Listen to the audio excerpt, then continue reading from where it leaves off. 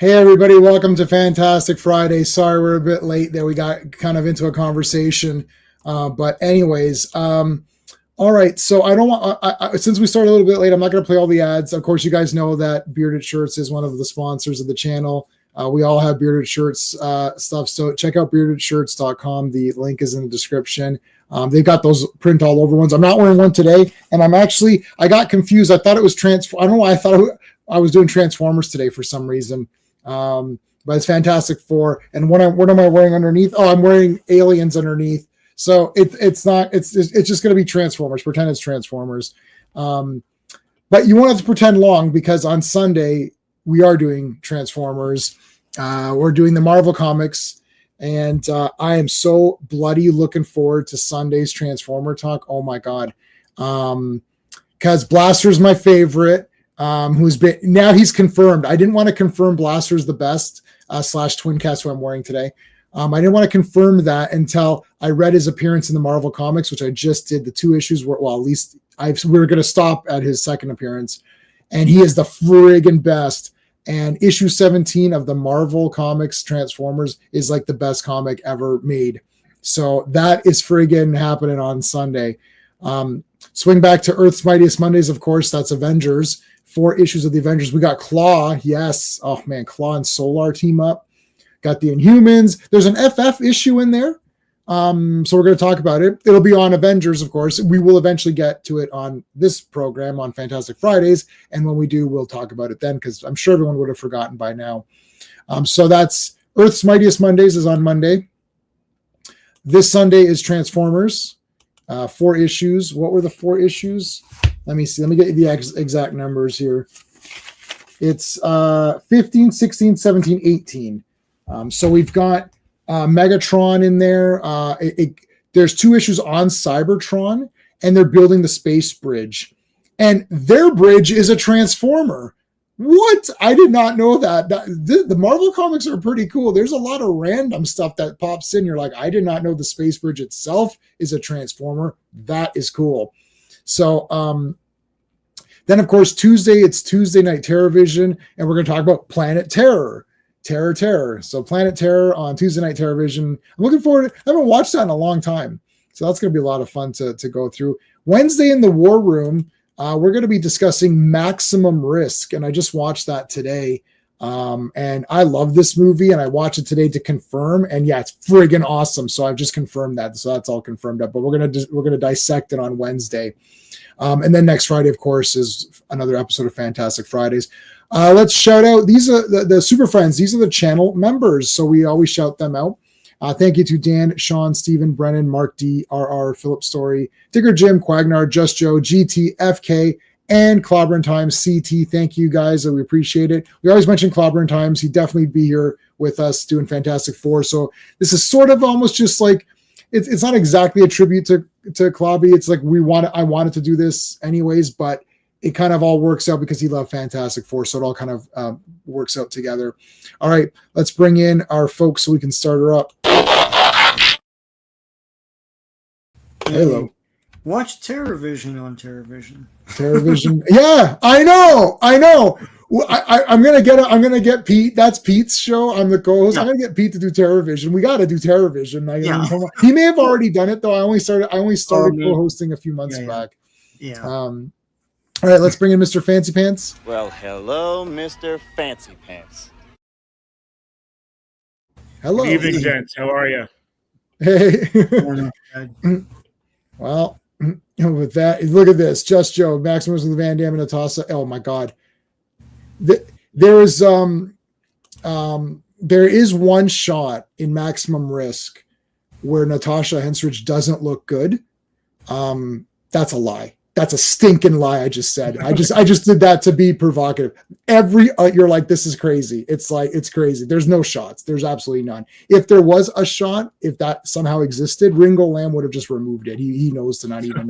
He's like, I can't have that in there. First to the chat though is our good friend RR. How's it going, man? I saw you were commenting a little bit on our True Lies video, so I appreciate that. Because Charlie loved True Lies. It's like a 10 out of 10 masterpiece for him. Yeah. for me, the first 45 minutes, and Steve timed this. The first 40 minutes is a masterpiece, and the last 45 minutes is a masterpiece. And then there's a middle 43 minutes, which is absolutely boring and garbage and stupid. And it's like, it's not funny. Did you know this? Well, Sean and Steve, I don't know if you knew this. Did you know that it's a French movie? I didn't know about the French movie thing. No, Okay. I'm not sure I was aware of that. Okay. This got said on stream live, and you could see that I was like, everything made sense. Yeah. I was like, Yeah. oh my all the God. awkward bullshit made sense. Yes. Oh, that's why they treat the women like crap in that movie. And there's the guy taking a crap while there's an action scene that's supposed to be funny. It's like, that's not funny. It's a French. I was like, oh my God, because literally French movies. Just clicks in the face. Yeah, no, you can see it on my face. I was like, oh my God, because it's like so Sean and I and the other Steven, we took our film courses, right? So we were all in, we had to study these French films, and we're like, yeah, they're all terrible. I like the couple, but they're all weird. Yeah. They're all weird, right? There's always some weird thing going on. Discreet Charm of the Bourgeoisie is the one that comes to mind. Yeah. Did you watch Discreet Charm of the Bourgeoisie, Sean? Did you watch that one? That's when they're having a dinner party for 90 minutes and then terrorists attack them. And you're like, what is happening? Like, I swear I'm not making this up. I remember. Yes, I remember that one. That happens every day, guys. Come on. Yeah, it was so weird. It was like York Gosford Park or something. It's like all these posh people having their stupid, and you're like, what is the point of this movie? Like nothing. And then all of a sudden, these guys break in and take them all hostage. You're like, but this has nothing to do with. It has nothing to do with anything.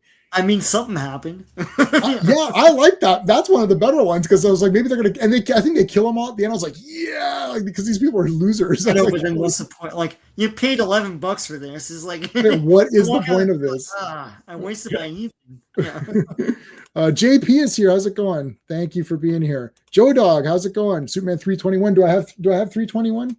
Oh, my phone's charging, Joe Dog. I can't check. I can't. 321.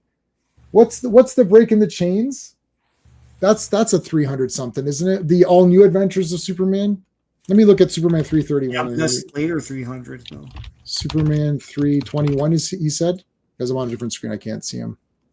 I don't have that one. Is it any good, Joe Dog? Let us know. Poltergeist. I have that on Blu-ray, I think. So I'm sure it looks good on 4K. Any of those older movies look good. Van Damme, we read that one.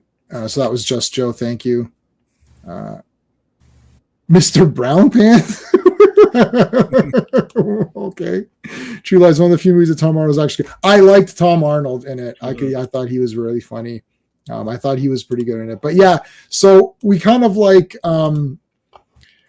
split decisions. So Charlie loved True Lies and he was just like raving about it. And I listen, the action and like the causeway scene. The causeway scene is amazing. There's a lot. So there's a lot of tension in that movie, and it builds. The action scenes build as they go. So it's like, Jamie's in the car, but the driver's dead, so it's flying around, but she's also fighting Tia Carrere, right? But then also the bridge is taken out. So then Schwarzenegger has to come in and get her from that, but he can't land. So it's like an Indiana Jones movie. It's like many factors in the action scene that have to be involved for it to see how it plays out or whatever. That's cool. Mostly you just get a car chase and then that's all. Yeah. It's a car chase. You're like, okay, that was pretty good, but not a car chase, on top of something else. Like, I mean, they had that horse, the horses, and it was like the horse and the motorcycle, and they're in the elevator, like the horses in the elevator and the motorcycles, and the two elevators are going. I'm like, oh shit, who's going to come out first or whatever? This is crazy. It's absolutely crazy. I remember they claimed that the bridge being taken out, that whole effect was computers, and even as a kid, I was like, that doesn't look like a computer to me. I think it's models. It looks like miniatures. Yeah, it is models. I got Owen from the Actually bought me the 4K for Christmas, so I haven't watched it because I just got it. But yeah, sort of related. I just saw an interview with Eddie Murphy where he talked about when Schwarzenegger tried to pitch him on Triplets, the sequel to Twins, where he was gonna be the third brother, and and he was like, I'm way younger than you two. I can't play this. And say, oh, well, it'll work out. You know, it fell on its face. They So wait a didn't make the second. movie out. You know, Age was the reason, and he plays like like 2 generations in like Right. clumps. yeah, You yeah. wouldn't do that? Come on. You can play any age. Yeah, You know absolutely. that. Yeah. Yeah. FK is here. Thank you, man. He's one of our super friends, on and off. RR. True Lies is great through and through. Forgive us for being wrong. Well, your Charlie wasn't wrong. I mean, the problem is that that entire middle section, I just don't care about, and it's stupid. It makes Schwarzenegger look petty. He's like, oh, my wife. It's like, what? Why are you being weird? Firstly, you're not there. They should just Bill Paxton. It's like, it's just irritating. I don't know. I just didn't think any of it was funny. It dragged. It's 2 hours. That and tape 20 minutes. recorder thing is like dance slow, dance sexy. It's like, how are you doing that with your thumb? See, no. But Sean, French movie, I know. like Yeah. it's like Yeah. you're like, yeah, it all It's just like, oh, French movie. It's like, oh, I got it. Oh, it's French. Okay. It's French. Now it all makes sense now. Classic Comics is here. Our buddy, our co-host on Earth's Mightiest Adventure. Mondays. Yep. All right, Fantastic Four. 135. Stay alive. Whew. I have a question. Did they Yeah. get childhood Matt Murdock to be in this one? I think the colorist made a mistake. If that's Wait, who's Frank, this kid? That's not Frank. Yeah, that's supposed to be Franklin. Yeah. Bill Paxton is awesome, yeah, and I like his performance, but I just don't like that storyline in the movie. It comes out of nowhere too. It's like, aren't you fighting the terror people? Like, is that not that important anymore? Like, it felt like that Yeah. took a sideline where there's a time limit on it because they're acquiring weapons, Mhm. and it feels like they're going to attack some sort of building or something. Like they're amping up to it to do an attack on the U.S. And they're gonna, and it's like, oh, I gotta check if my wife's cheating on me. Like, did you sleep with him? It's like, what is happening here? Like, should maybe let's handle the bad guys and then you can handle that part after, right? Like, anyway, Yeah, Okay. Schwarzenegger's like, I just saw this French movie. We should remake it. that is what it is. Yeah. He went to James Cameron. He's like, I saw a French movie. He's like, well, they're all remember, like in Once Upon a Time in Hollywood, where he says he goes the Italian West. He's like, he goes, oh, he wants me to be in Italian Westerns. He's like, oh, they're all crap. And then Have you seen one? yeah, but Brad Pitt's the best character of all time. He's like, oh yeah, and how many have you seen? He's like, oh, I've seen enough. He's like, 1 or 2. He's like, oh, I've seen enough. Everybody knows they're nobody likes them. But he goes, I don't think this is the fate worse than death. You're making it sound like it's like Yeah. you're gonna go to Rome and shoot westerns. Like, that's fine. He's like, why? He's like, well, nobody likes spaghetti westerns. They're trash. It's like, what are you talking about?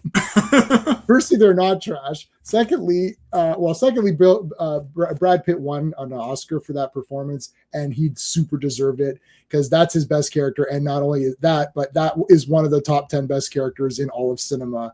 Yeah, and that character acts alongside Telly Savalas in those westerns. Rick Dalton and his stunt double's there, and then him and Telly Savalas are like on that poster. That's super awesome. I want that poster. I've tried to find it's called Red Blood, Red Skin, and I cannot seem to find like a good quality poster. I don't care. Shut your mouth. It's like, I don't care about this crap. It's like, it's an awesome movie, and I love the way that they did those posters. It looks awesome. aren't they planning a yes, sequel with They Dalton? are Yeah. doing it. Okay. Yeah. I mean, I'll watch it. I'll hope for the best. But- It won't be Tarantino directing because he's all nervous about his 10th one, right? Yeah. Right. Yeah. I didn't say it was a bad movie. I just said the first 40 minutes was 10 out of 10, and the last 40 minutes was 10 out of 10. The middle 40 minutes was garbage. So that still gets you 2/3 10 out of 10. So that means it's like what, a 7 out of 10? Yeah, it 8 drags out of and it runs counter to the stakes of the movie. It's 10? like, Yeah, that's my problem. Yeah. yeah. Sean always says things in a clearer, concise way, but like I like drawing it out and You know what? You know what's amazing? You guys are like Kirk and Spock for movie reviews because Sean's like analytical and J-Man's all emotion. You're Kirk, man. Yeah. You know what? And Spock's my favorite, and I love logic. I just finished a logic course. I just took one of a logic course on and I think I got like 80%, so I did pretty good on it. But anyways, okay, Sean, do the credits. All right. Let's go. Fantastic Four, Volume 1, number 135. The cover art is by John Buscema, Mike Esposito, and Gaspar Saladino. The release date is March 27th, 1973, but the cover date is June 1973. The Eternity Machine, written by Gary Conway, penciled by John Buscema and Joe Sinnott, inked by Joe Sinnott, colored by Petra Goldberg, lettered by Artie Simic, and edited by Roy Thomas. Is it Gary or Jerry Conway? I have no. What is it's GE? Let's see. It's GE. So, I mean, I've known a few people that still say it's like Jerry. Yeah, I would say Gary, but Gary's usually GARY though, right? yeah. All right, hold on. Let's talk about the inconsistent colors here. This guy is not that. Like, this guy looks like he's like some weird Ultron, like Tron character, like Ultron and Tron merged or something. And then that kid is not Franklin. Like, I think deadlines must have been an issue for this one. Yeah. DJ is here. What's going on, man? Well, yeah, there's like two people penciling it. So, yeah. Holy cow, it's Dragon Man. That's what I said. It's like, holy shit, it's the friggin' he's sleeping. No, he got beat up. Here comes the HT. There's that weird eyeball thing that was their ship or whatever. Say a torch is blasting dragon juices hanging it's like leader burner hair. Yeah. The guy fighting Ben is the guy from last issue. He's colored all he's colored all wrong though. He's supposed to be like orange or something. We'll see him properly within the story. Yeah, wouldn't he burn her hair? Yeah. Yeah, that is true. Okay, so he's laying down. Here comes the Human Torch. I don't know, like, what am I? It's like, it's a time tunnel or something. Like, we're going in the time tunnel. No. All right, so Dragon Man wakes up. He wakes up, and Human Torch should have just knelt down and pretended he was like a little campfire, and he maybe Dragon Man wouldn't have noticed them, and he would have just moved on. I'm great. I'm a great camping buddy. There's always going to be fire. They should do Survivor, but with superheroes, and it's like, and Human Torch is like, well, we got to keep him around because he can always give us fire. So, anyways, Human Torch gets fired himself. And he gets knocked out. Remember, he's got the red outfit, the Jim Hammond inspired Human Torch outfit, which is I'm not used to it yet. I have a feeling that by the time I get used to it, they'll change it back to blue. Yeah, because it's throwing me off. I was like, wait, what the hell? I was like, oh yeah, that's Johnny. I'm surprised they didn't do an alternate figure that. Okay, so here's the proper coloring of this guy. Yeah, he's like orange, yellow, purple. He's the villain colors. Orange and purple, yeah. There's the proper Franklin. Yeah. Oh yeah, there he is. It's like I don't know why the Fantastic Four are sleeping in here. Like, and Sue's wearing just like mom pants or whatever. It's like never seen that. Yeah. Remember in last issue she was on the ranch or whatever? Oh, okay, yeah. She was with so this Victor is continuing Newman, from riding on the ranch. Victor Newman, yeah. This is continuing from last week. Also, too, like, it's crazy how influential the Bond movies were because every villain has this like kick-ass out of this world base, underground base or something. Even the villains that are like C tier. Yes. Yeah. Where are all these locations? How does that work? Torch can actually absorb. Yeah, Torch can absorb heat and flame. That's guaranteed. I just covered that on one of the Strange Tale issues I did. If Dragon Man punches him, sure, but that's weird. Maybe it's a combination of Cyclops' eye beams because is that heat or is it concussive? So maybe he has concussive fire. Let's do that. Yeah. Oh, that's solved. Dude, I gotta get the dun, dun, dun, dun, dun, dun, dun, like solved or whatever, like the unsolved mysteries. Yeah, the unsolved mystery. Dun, dun, dun, dun, dun, dun. You solved one. Yeah, that's awesome. Yes. I always got pumped up for those. I was like, "Oh, it's solved!" I was like, "Yeah." I was like, "Yeah." What's this one about? Like, so those are good. I've been watching them on Prime. Yeah. The old ones, they're all blurry and stuff. They're great. I've watched a shit ton of them on when they were on. I don't know if they're on Tubi, but I was watching them off Tubi. Yeah. And man, I you know what creeps me out is those artist mug shots, like those artist renditions. They creep me the hell out. That's the only thing that creeps. Like I don't like bubbles on skin. That always makes me barf. But like those shots, it's like, oh, I'm like, and I always think it's the guy. It's like, oh shit, that's the guy in my building. It's like last scene in like, like last scene in Florida. It's like, okay, so he's clearly not here, but it's all these vague, like weird painted shots, and they have these bug eyes. Like, none of them ever look like a good person or not. So. No. All right, so these guys are trying to attract Dragon Man as idiots. Idiots. Oh. I'll press this button and I'll drop him. What was this guy's name again? It's Gideon, right? Yeah. Yeah. Gideon, yeah. Gregory Gideon, GG. Listen, buddy. It's like you're a piece of shit. Let me at him. He's like, you're making the color orange bad. It's like, yeah. So Ben tries to go through those energy bars and he gets crackled. He gets Kirby crackled. And Medusa's like, really, Ben? Like, come on. It's low energy Medusa is like. Okay, so question, right? We're gonna go back to the logic of the cover and everything. If Ben's hands can get through the bars, her hair can grab that dude and pull him into the energy bars. Yeah, right now, pull him in. Right now. Yeah. Well, later they're like, "Oh yeah, you have stretchy hair. I forgot." No, you know what? I was just gonna ask. Is it stretchy hair or it's just as long as it's long, right? Or does it stretch? Because if it's remember in that garbage TV show they shaved her head? Yeah. If it stretches, they would just come back out again. I don't think it stretches. I think she just controls the hair. That's why she has long. I don't know if it stretches, but the thing is, artists are artists, and they're just gonna do what they want. Like it's like it just looks like it's elongating. For sure, that covers like it's wrapping around. Like how long is her hair? Yeah. Like maybe it works like if she had curly hair. So curly hair, if you pull it out, it's a little bit longer. So there is a tensile kind of thing to it. Yeah, could be. We're trying to be too logical on this, but also, is it not super strong too? I thought it was strong. Yeah, it's not just hair. Because she never gets like any of it torn out of her head, right? No, like she can lift people with it and stuff. So. Yeah. Oh, no human may hope to pass through them. So he captured them all pretty much. So here's the backstory of Gideon. Like, it's like his wife died or something, right?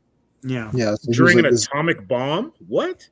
They flew into an atomic test or something. On purpose?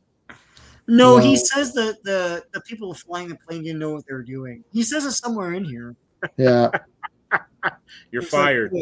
Big time. I don't know how it happened, yet somehow our pilot missed all the warning signals. That's right. Yeah. You're discharged, Sarge. Mm-hmm. RR, $5. Thank you, man. I really appreciate it. Marvel Superheroes game should have had Kirby Crackle as a power. Yes, you could shoot energy blasts. Incredibly awesome. Yes, that would be awesome. They should have that. I've got to first. I'll give you the flame on because we're doing Fantastic Four. So I'll give you the flame on, and then what I had Gigi.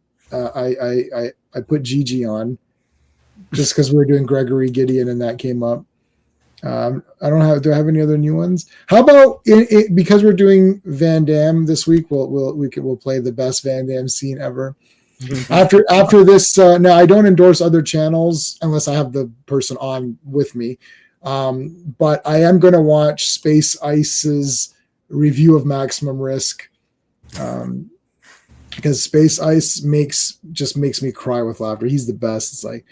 It's like Maximum Risk is the mega blockbuster hit movie when Van Damme showed the world he's not just not just a 15-hit wonder, because it was like the 16th movie.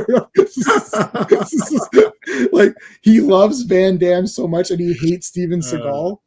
So Steve, have you heard of Space Ice or no? No. Okay, so he basically only reviews Steven Seagal and Van Damme movies. He'll do other characters, and then he'll do Van Damme versus Seagal. Oh, nice. And he gives points, and it's so absurdly against Seagal and absurdly for Van Damme that by the time the scoring is over, it's like, so Steven Seagal has a minus 4,000. and Jean-Claude and Van Damme wins with a plus 10 million. Or you're like, oh wait, how did it get to those points? Like so it's like he's like Steven Seagal sitting down. It's like minus 10 points. And so it's like he's like comparing two movies, but it's like they're not comparable. But like he's like here. It's like that. He goes, Van Damme does 3 spin kicks. That's 1,000 points per kick. And what does Seagal do in this movie? Sits down, minus 10,000, right? It's just like showing a picture of it. But anyways, here's sometimes just reviews. And he did Superman. I should send you the Superman one. It's for the new movie Superman. He's like, it's like Superman is the mega blockbuster hit movie where James Gunn showed the world that Christopher Reeves movie is still the best. It's like, it's been 5 minutes and you have to do math because it's like 3 years, 3 hours, and he's like doing the math. Right. Like on the side, he's like, why am I doing math? And then he's like, he goes, this is all fake. There's no way they're all threes. I recommend Space Ice 100%. Yeah. He's Batman and Robin. Oh, wow. Oh, yeah, when they're skating and stuff? Oh, because they're skating. Okay. Yeah. Space Ice is the catching best. strays, man.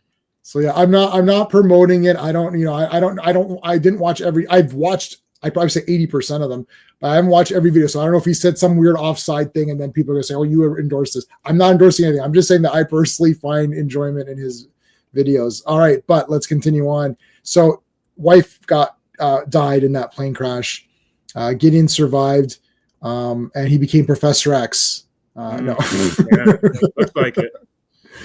Professor! No. But then he was okay and he started taking drugs. Like, what's going on? And then he became this awesome guy.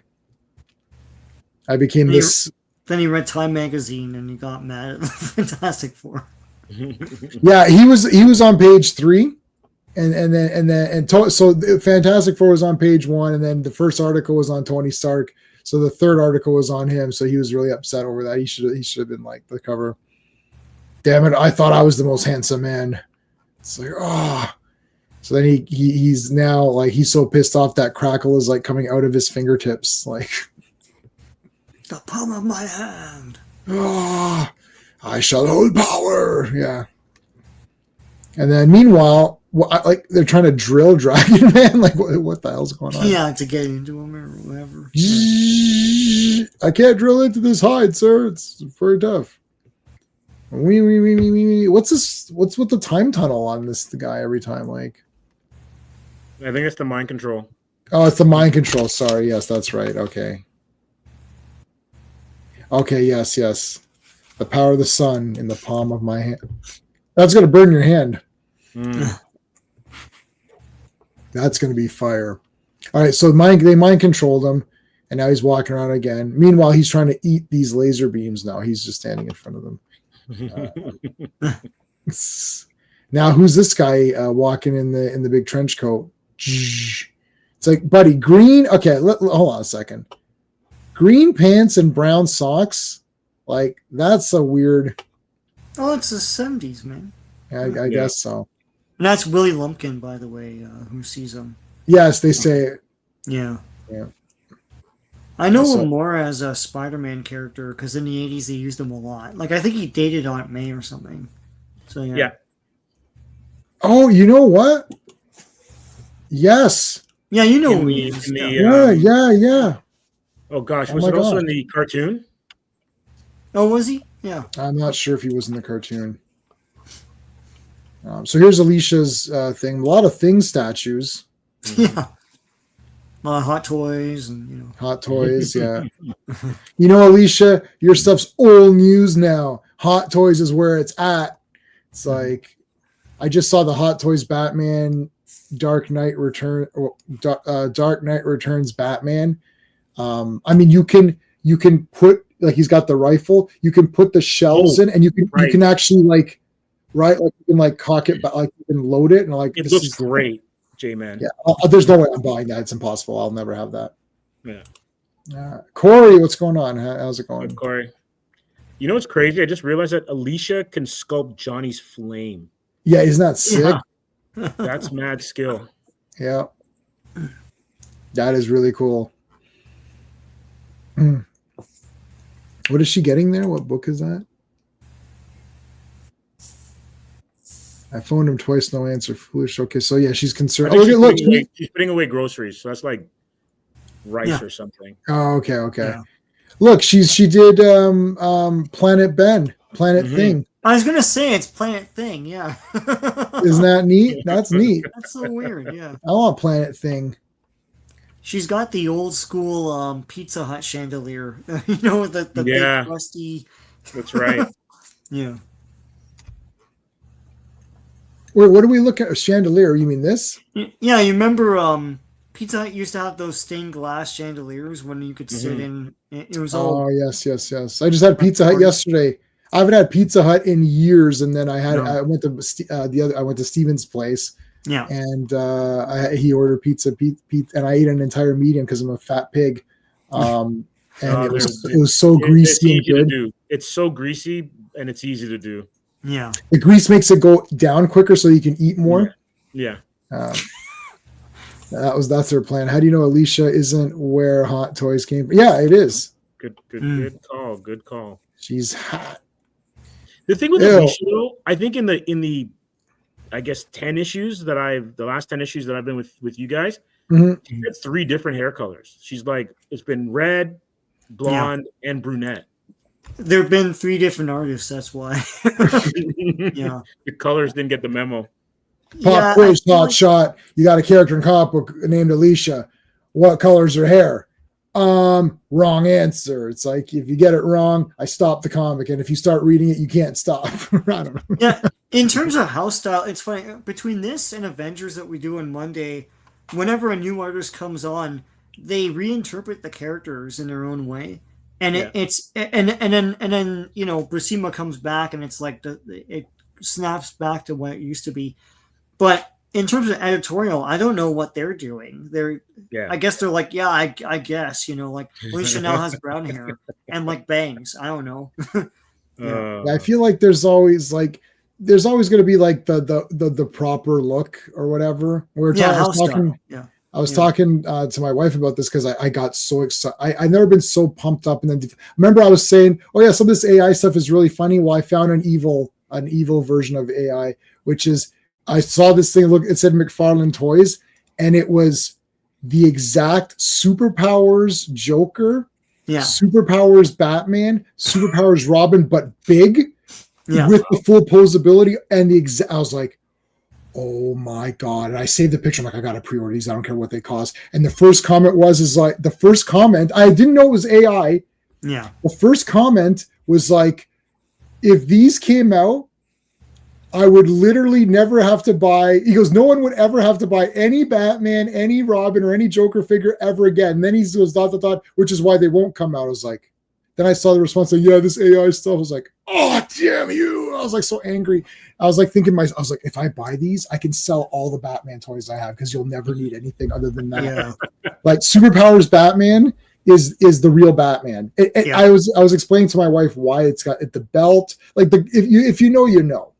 Yeah, it's like there's only one Batman, and that's the superpowers. It was like Garcia Lopez, right? Garcia Lopez, or like Jim Aparo drew the same. Yeah, like that. But it has to have the tubes on the belt. Yeah. Yes. Yeah. It can't have pouches. But I think Garcia Lopez, he was a style guide. He was a style guide. He's the style guide. Yeah, That's I have the style guide. Yeah, that's why he did it, because it's all the real versions. They're like, So it's good, like, can you draw the real versions? Yeah. It's like, do you need to know what the real versions are? No, I know what they are. It's like, yeah. It's funny they did that. Like I don't know what their style guide would be today, but yeah, that was for all the merchandising. Yeah. And when Shooter comes in, there you go. Yeah, he'll take over. Okay, so now they're all captured and behind. That's things. why they didn't like them. Yeah. So guys, you thought you were all smarty pants. It's like, she does use the hair. Yeah. Well, now you all feel like pieces of shit. It's like, well, that's fine. You're gonna, I know there's 3 people on this panel, and 2 of them are gonna lose sleep tonight, and one of them isn't. So you can decide. You can decide on that one. I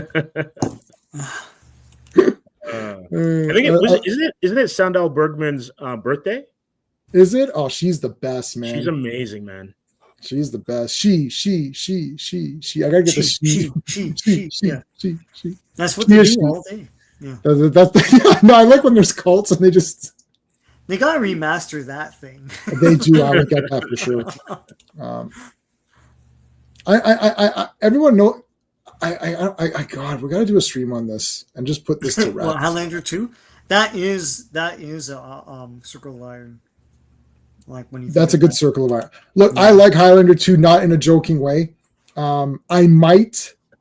I'm just saying might. Don't lose your minds. I might like it better than part 1. Don't lose your minds. Oh my god! Relax. It's all good. It's in the future, and there's a red sky. Like, how cool is that? I don't know, the red sky, the Renegade one or whatever. There's like 4 or 5 Highlander 2s. Nobody knows what they are. The one I watched, which is the Renegade version. Tomatoes? Are you giving it 4? Well, 4 out of 4 tomatoes means it's perfect. It's fresh. It's fresh. Yeah.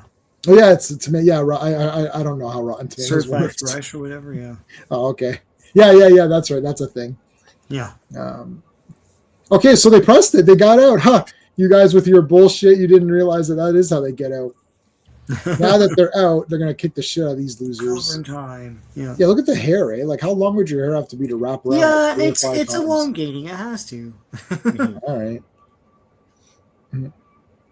Oh, you're throwing that at me, but I dodged them all.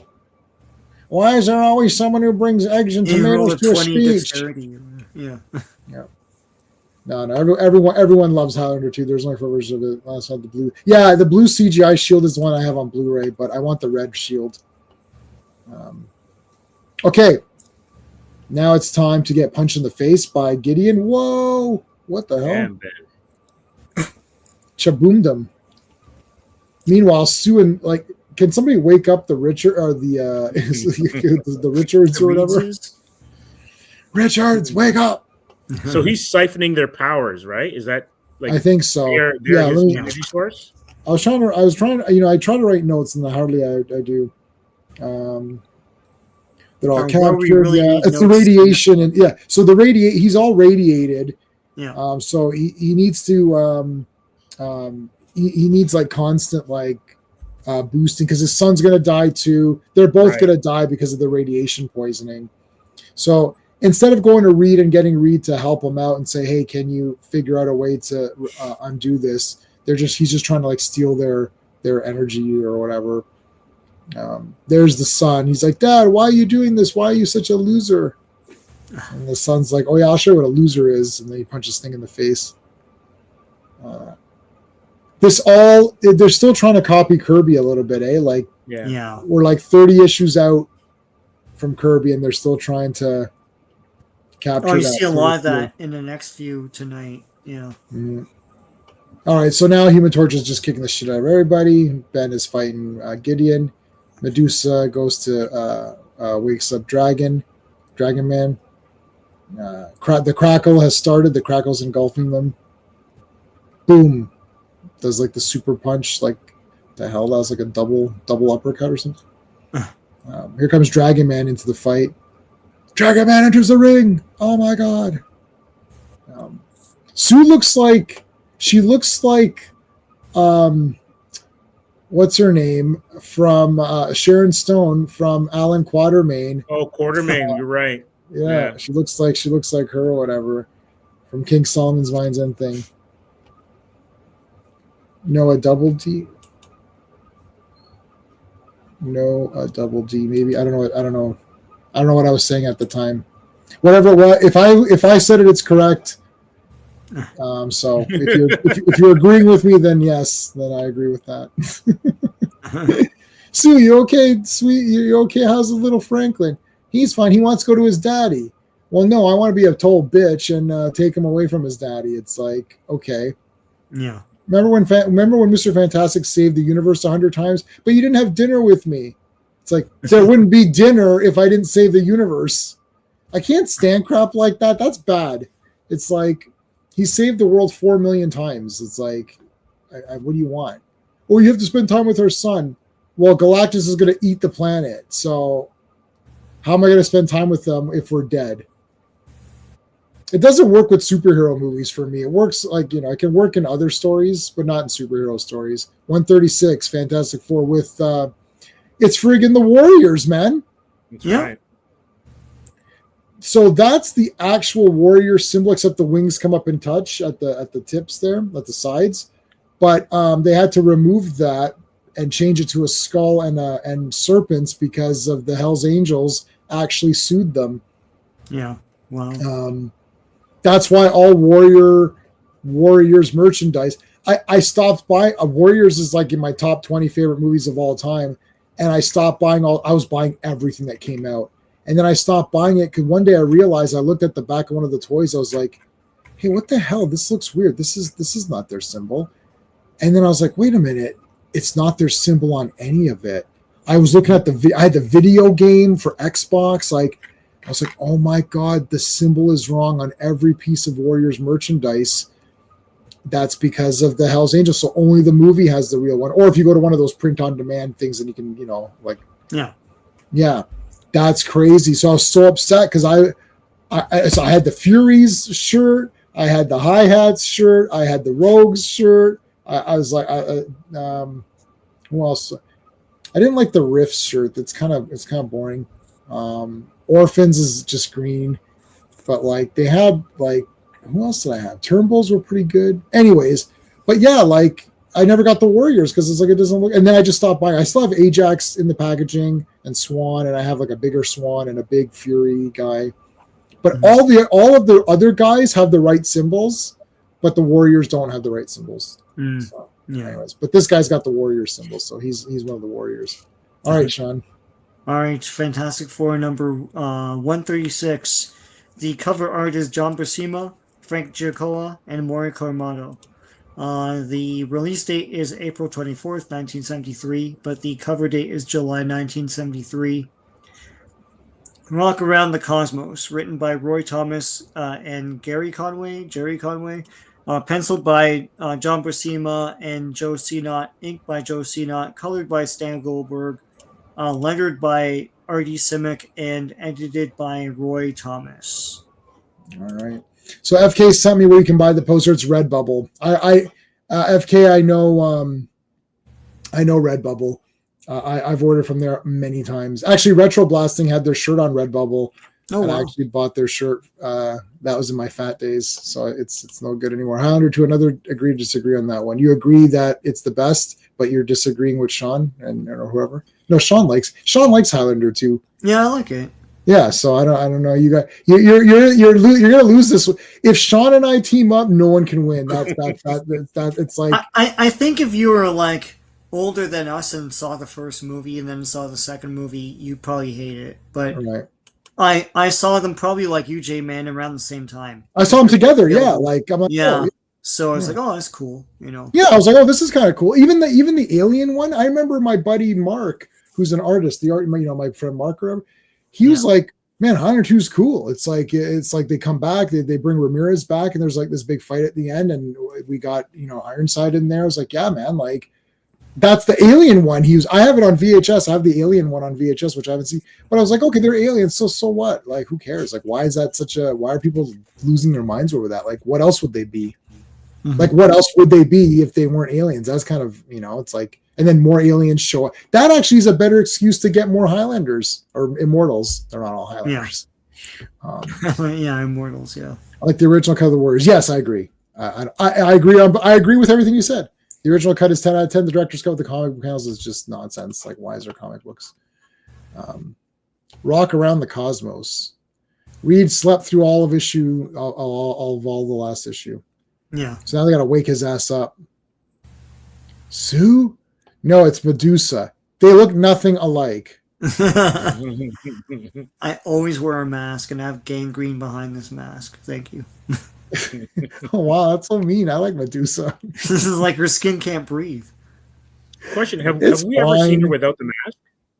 I've never seen her without the mask, but it must have happened in modern comics. Yeah, maybe. And have we seen Black Bolt without the cowl? I don't think so. Yeah, I don't think so either. So he's like the Judge Dredd of Marvel. Yeah, never takes that down. Yeah. Now Dredd does take his helmet off, but they shadow his face in some stupid like it's like he's like standing behind a pillar or something. Like they do little gags like that, so the reader never sees it. You know what? Everybody I know likes Highlander too. I'm not joking to be silly. I'm actually like literally not joking. Like I didn't know people didn't like it at all. Like I saw it when I was like, I saw the Renegade version. I never got to see the Alien one, and all my friends liked it. And they liked part 1 and they liked part 3. Everyone liked part 3 also, with Mario Van Peebles as the sorcerer or whatever. Everyone liked that one too. I thought that was cool too. And I liked part 4. I don't know. So I was like, Highlander's pretty cool. It's like there's a lot of cool movies here. They got swords and they're cutting off people's heads. I don't know. Which is the one with the edge? Is that's part 4? Yeah. 4, yeah. Not You Got the Edge. It's Edge. No, Edge. Yeah, Toronto Edge. Yeah, Toronto Edge. Yeah, Michael Irons are completely going over 1,000% over the top. That's the best, of course. It's the best. Sean's right, about 7 years old. It's the first one in cinema. Yeah. So, but even then, Skeptic. What's going on, buddy? Sunday, it's Transformers. Be there or be a rectangular prism. All right. Okay. So, the father's dead. Gideon's dead. What the heck? Yeah, man. So this is Tom Gideon, or I wrote some Tom Gideon is still alive, and they're going to try to help him out. But the main thing is, this is very interesting. See you later, DJ. Thanks. I didn't see Tron Ares, so I'm going to buy it on 4K because I buy all the Tron movies. So I'm just going to buy it anyways. Anyway. I've never seen this before in a comic that I can remember, where the henchmen, like there was a bunch of these random guys. One of the henchmen gets up and he's like, "Oh, I'm still kind of awake." And now all of a sudden he becomes this big pumped up guy because he's all energized. Not too bad. Also, how reckless are the FF that there's a dead dude, a dead android, and they just jam out? Yeah. They super left this guy. They're just like TTYL. It's like, okay. So he's remembering, like he's like, oh, I'm all radiated now, but I remember back in the 50s, it was pretty badass. We were all smoking. We all had the same exact hats on. We all had those biker caps, whatever they are. I never got pumped up for those, though. I gotta tell you, I was never. That's like Brando. Brando had that kind of a look in one of his flicks. Yeah. Is it on the waterfront?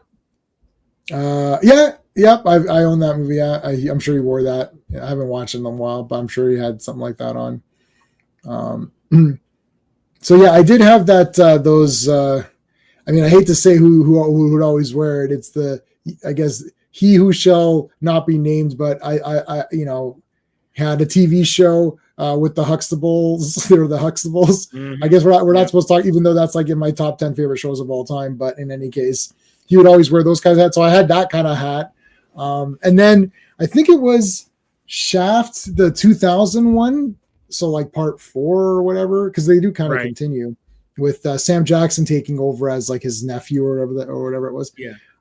They made special. They made those hats that had Shaft on it, so I had one of those for a while. That was pretty cool. I think I might still have that hat. That was pretty cool. But I never liked these kinds of hats or whatever. I don't really wear hats. Okay, Shaper. Oh, wow, I haven't seen this Shaper of Worlds. Wow. Yeah. Oh my God, this is awesome. So he read this guy's mind of, working in the 50s and how cool it was. So he reshapes the world based on this guy's imagination. Mm-hmm. And now it's like going to be that. Now we cut back and everyone's radiated. So basically it's like this entire section has been turned into like a 50s kind of dream world or whatever. You could see it. You could see the effect of it. The best part. Was it they use an Apple III to save the day? I don't know. Failed misery to overheating. Oh, okay. They use an Apple III. I don't know what they use. I use, like my buddy was like a big computer guy. I just get whatever. I did have internet when it was like just a modem. It was fun playing. In those days, I was playing Quake, and we would like go on our headsets and team up and just be dicks in the arena and stuff. And we'd be just total dicks. Like we'd stand in front of people and block the respawn area, and we would be on different sides, but we would just kill our own people and stuff. And everyone hated us. I don't play games. I just sorry. You're public enemy. We're public enemies. Yeah. Okay, so their plane crashes. It's like this kid's like knocked out. Look at Thing; he fell through the ground here.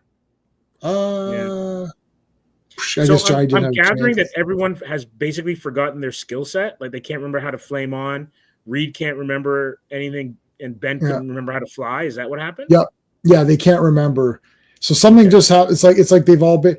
They're gonna get. They're actually gonna split here. There's gonna be a sort of like a. It's actually going to be young versus old. So what's happening is that the Shaper is changing it to the 50s. So what's going on is that all of the young guys form a gang. So there's going to, because he was thinking about, when I was young, I was in a gang. Mm-hmm. So Shaper, so that every person who's young is part of this big, huge gang. I think it's called like the Youthers or something. We'll see it in it. We'll see it. And then they're all against the older people. So Johnny and Medusa are against Ben and Reed. Interesting. So yeah, they forgot they forgot what they could do and they just fell here. It's so weird because I don't think of Medusa as young. If you understand what I mean, you know what I mean? Like I didn't think of her as young either. Yeah. Yeah, I know. That's kind of weird too. I thought I bought a Macintosh today from 1986. Nice. That is cool. I had one. Matrix printer. Nice. I could find a paper for it. I like the Sam Jackson Shaft. So did I. I liked all the Shaft movies. I even liked the newer one.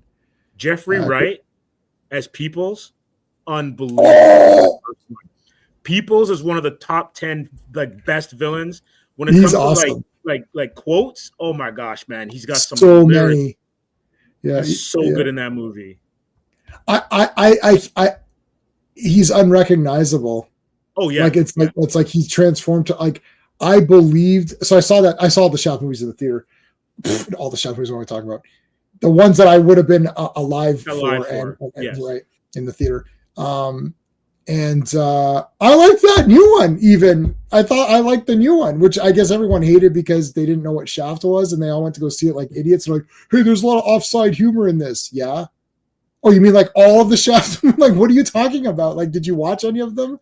It's like, oh, there's all this shit. It's like Sam Jackson's being a dick and all that. It's like, no. A, he's being awesome. Secondly, you're an idiot. Like, third, go away. It's like Commodore 64. I had no, my friend had a Commodore 64. Mail order monsters. Oh my God, I don't remember that one. There was that and the VIC 20 or something like that.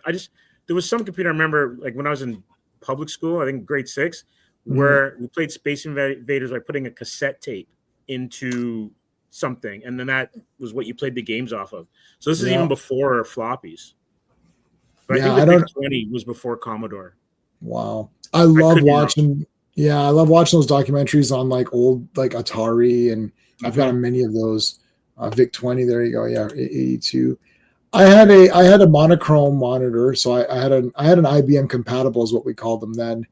Now you just say PC or whatever, but like so it was amber, and it was actually amber and black. So it's black screen with amber text. And then I had that. And I remember when my buddy got internet and he went on the news groups. Man, that was awesome. All right, so like FKH corrected me on the Brando film. It was the Wild One. The Wild One, okay. That's a biker film, but he wore that kind of hat, yeah. On young Lee Marvin, yeah.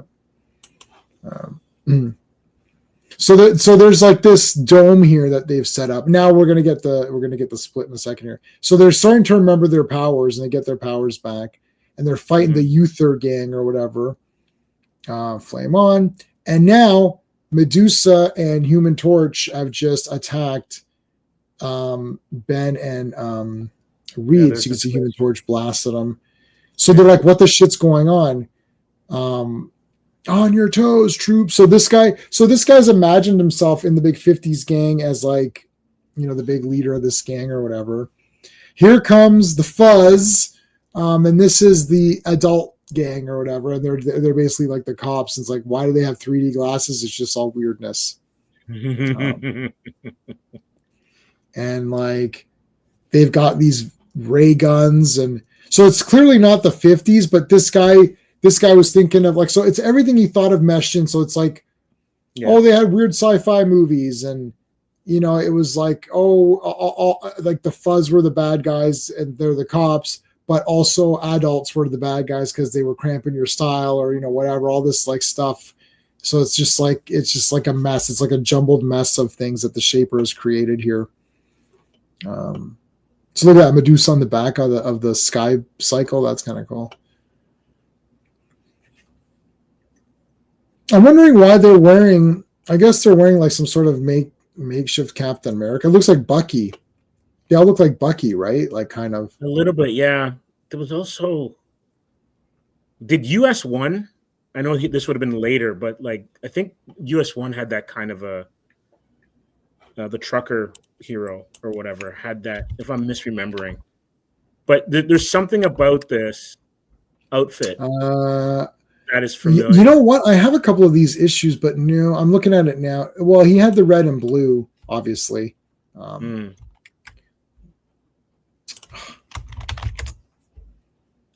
3D glasses are hilarious. Are great, yeah. Yeah, he just had like sort of like blue pants. Like basically, he was Clark from Smallville. Like he had a red jacket on and blue pants, and it's like, oh my god, it's the blur. How dumb is that? Anyway. So stupid. I was thinking the same thing. I was completely thinking the same thing. FKH, when you see their scooters, I'm thinking because Book of Boba Fett had that 50s aesthetic that made no sense. Yes. Yeah, that show sucked. It started off kind of interesting, and then it was just like, no. Oh no. Yeah, so anyways, they join up with these guys. It's like. And there's like Valkyrie, sort of like with the I guess that like all the old like is this what older people are wearing? I don't know about that, but kill them. It's like, okay, now they're all going to be together. So they end up joining, I think. Oh yeah, there's this guy. So now this guy has the black community has created a separate faction. So there's the older folks, but they're in a separate faction than the white older folks. Because I think they were saying, I guess the guy was thinking like, oh, I don't trust these old folks and I don't trust, older black people or whatever. So they actually they're actually separate gangs or whatever, which is weird. Yeah. I guess it makes sense for the time period that this guy's imagining back to. Yeah, exactly. I had to mute you, Sean, because you forgot to hit mute. Oh, huh. So we heard you for a second, but then I acted quickly and muted you. Yeah. So nobody heard anything. Like I'm pretty sure no one else did, but I could hear a little bit. That's strange. Yeah. So Yeah, look out for that because I did mute it, so I don't know what happened there. I don't know what happened either, but you weren't muted. I was like, he left and didn't mute himself. I'm like, and then I heard like, all I heard was "good day" or "how are you." I was like, oh, let me mute that because I don't. Think Oh yeah, I was calling my parents. Sorry. Yeah. I don't. This is going to turn into They're very old, so I check in with them every night. Yeah. Yeah, this is the you don't know you're live and you're going to be like, yeah, I'm on this fucking live stream. It's terrible, and you know, Jay keeps forcing me. Guys. He just keeps forcing me to do these, and they're awful. It's like yeah, it's okay. You know, maybe it'll go somewhere, but probably not. It's like, oh my god, like, he hardly has any subscribers. It's terrible. It's like, oh, it's like wow. And then the entire stream will just be you listening to what Sean's saying. And he starts going into the skeptics here. He's a trash viewer. No, we would never say that. At least we would for sure make sure it's muted if we were. Broken Bolt is such a crap show. It's meant to be both hit movie, but Soul failed and canceled and can only trilogy. Apparently, yeah. It's terrible. Wait, what's I forgot about that? Oh, apparently the script was better. Yeah. I've forgotten about everything Star Wars now. I forgot there was a movie coming out. Like, the only thing I care about is they're restoring the old ones. Finally, God, it's like how long have we screamed about this? I maybe the rights for Fox have elapsed or something. I don't know, but Maybe. Yeah, we have to see. All right, we're gonna watch that. Yeah. We're gonna rock around the cosmos. Like what? That doesn't fit, guys. Fudge? What is this? You got fudged. What the hell? So Medusa hates rock and roll, or is she sensitive to sound? It's killing me. She has a sound sensitivity. That's weird. Are they're restoring the original? Yeah, no, that's what they're doing. It's apparently Lucasfilm is doing that right now under Kathleen Kennedy. I don't know what happened. Like she got visited by 3 ghosts. I don't know.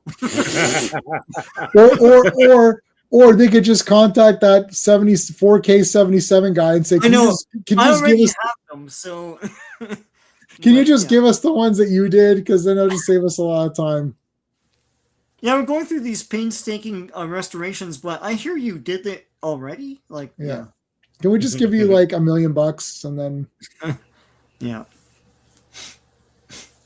All right. So here's the youth gang or whatever, the big guitar. Wild Man. I'm the Wild Man. Yeah, Brad Pitt is going to play Wild Man in the next MCU movie. Oh my God. Maybe.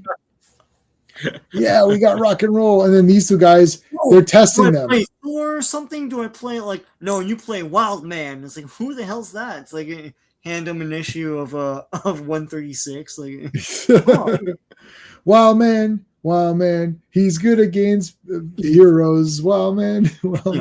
He's got crazy power. He's got shape shifting powers, or the Shaper's powers. I don't know. I'm trying to do Wildcats. The one and only Wild Man. All right. Even so as now a kid, it looked kind of cheap to me. That it did look cheap. Even though I love Wildcats, stop it. It's great.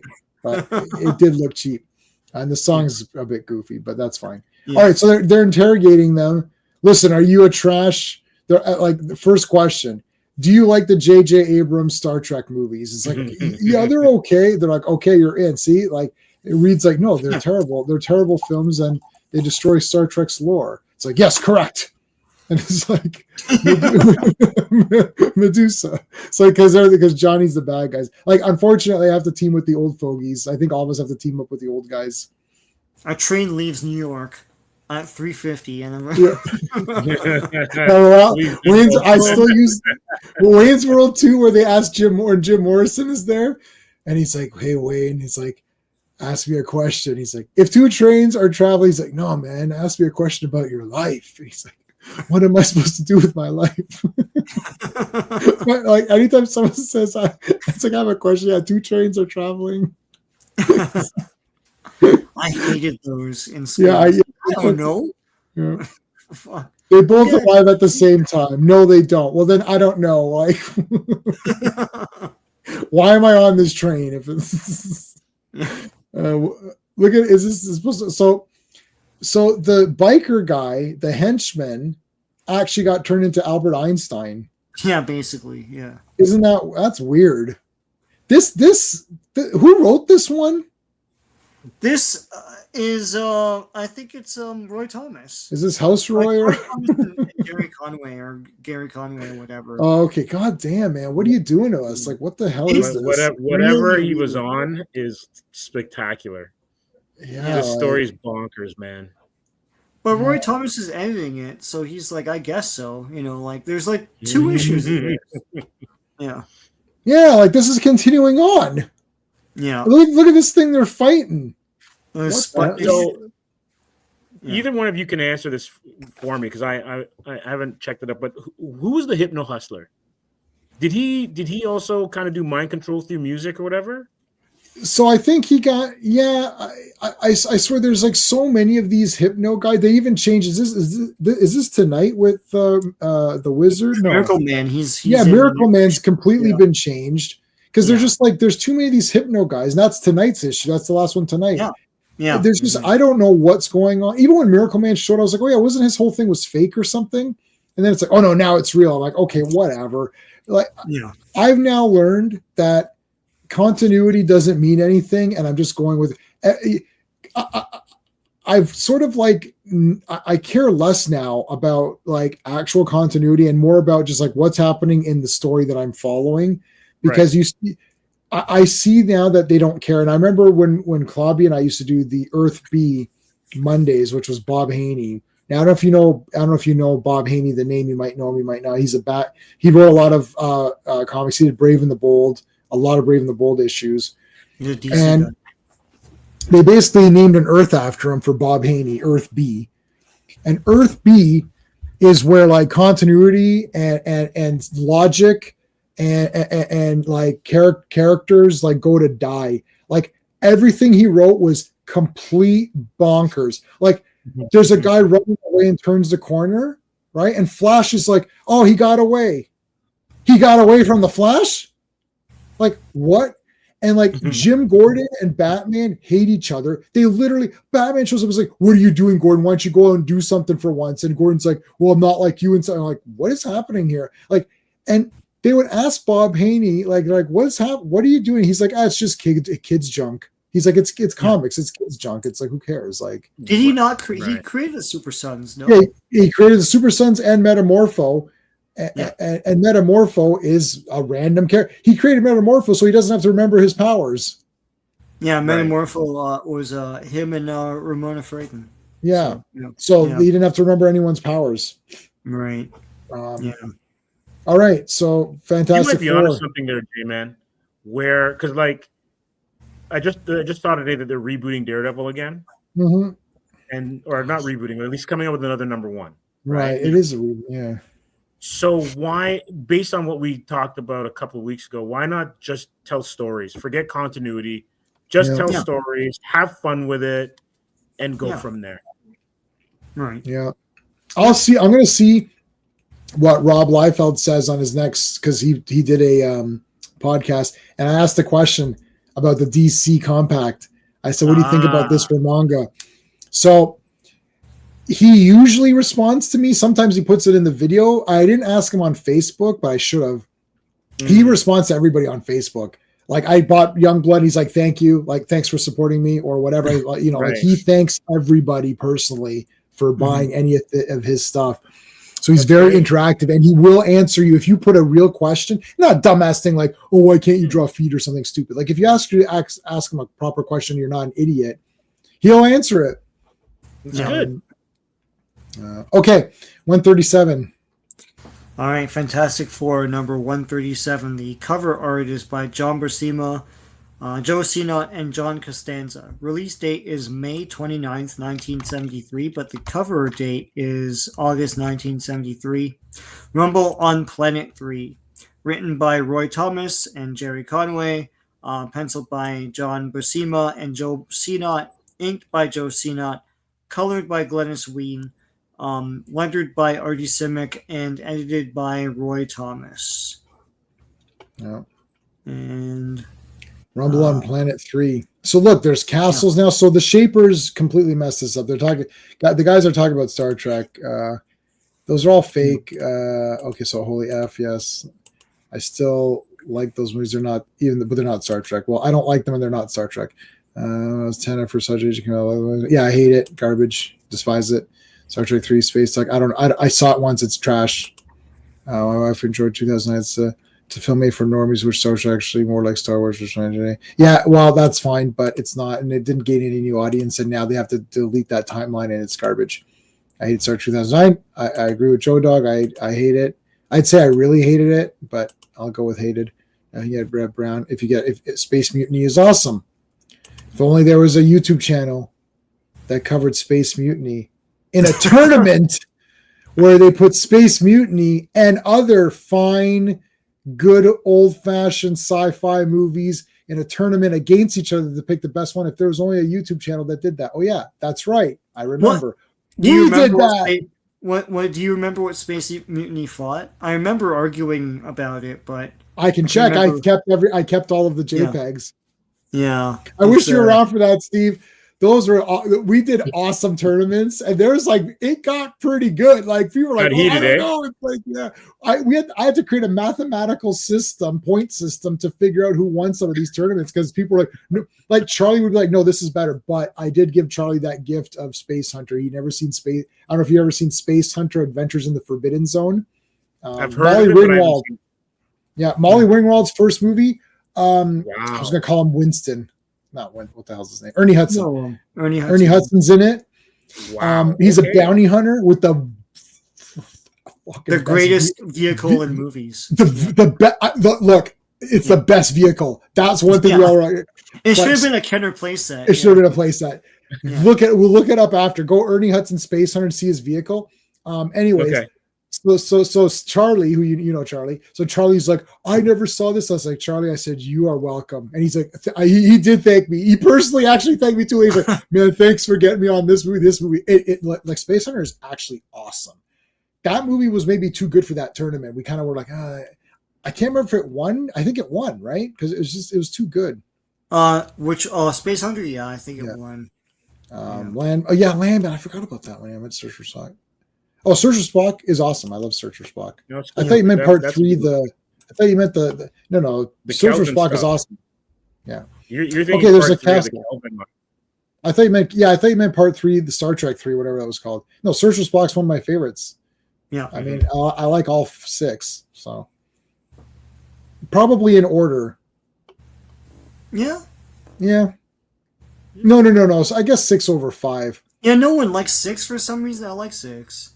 Yeah. Oh. I would say 6 over 5, I guess, but I like 5. I don't know. So there's a castle up here. So Shaper, it's going out of control now. There's like tons of shit everywhere. The Shapers created all this stuff. It's like literally like you've got like castles here, moats. It's just gone completely nuts. Guys are shooting laser cannons though. Like it's like basically Arthurian knights shooting laser cannons. Yeah. I like that he stretches and makes the bridge. That's kind of neat. And bent through him like a cannonball special. Yeah. Oh yeah. Shit. That's right. He threw him across. That is so cool.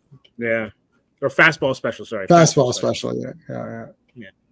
All right. So they just got nailed. He got nailed there. You know what I found? That I found Human Torch because I have a Human Torch Facebook group and Reddit group, a Reddit community. I really like the way Human Torch is here. Like he's very dynamic.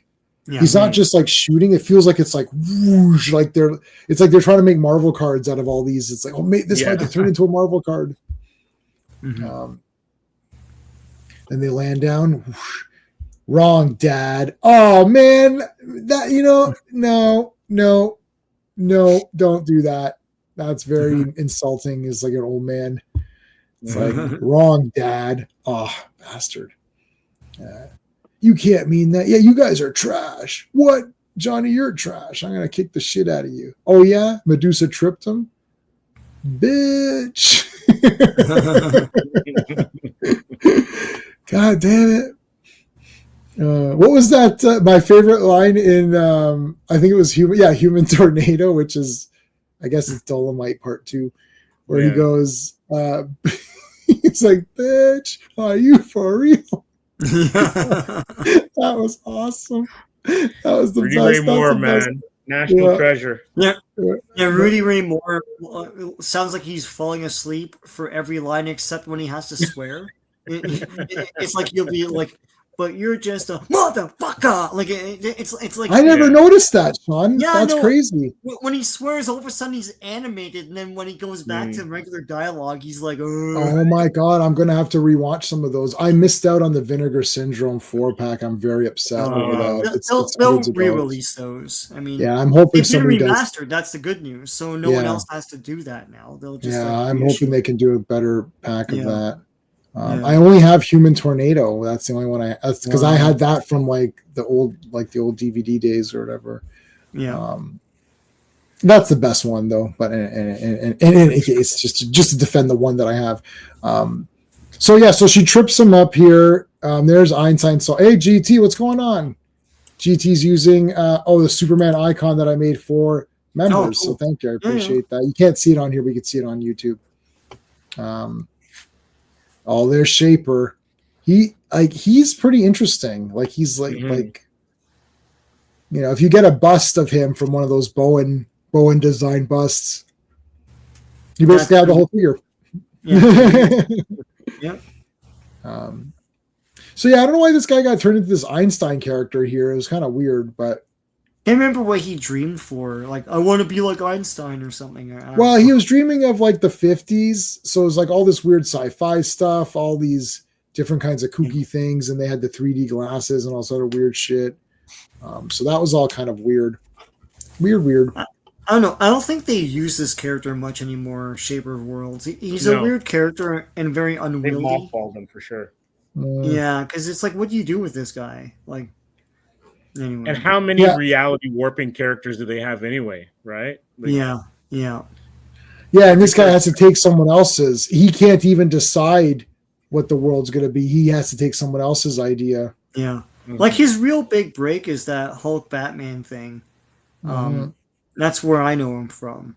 But yeah. Anyway, one of Steven's favorite Hulk issues is where Shaper comes in. He really liked that one a lot. He thought that was a really cool issue. Yeah. All right, so there's the hair is crazy. Yeah, it is like stretching pretty much. Yeah. So see, now they're morphing back and forth between their different modes here. Yeah. Like the reality is like collapsing on itself pretty much. Mm-hmm. Look at this guy thing. So what did he say? It's like it's Sputnik and like on a monster body. Yeah. It's like and Bigfoot or something. Kong, It's like King and Kong. They call him Warhead. Yeah. Damn it, that was my character. I know, yeah. When I read Warhead, I was like, oh man, I was like, that was my character in my radio show. And actually the fellow who voiced the professor who created Warhead passed away. He's my buddy John that passed away. Went to the Sleep concert together.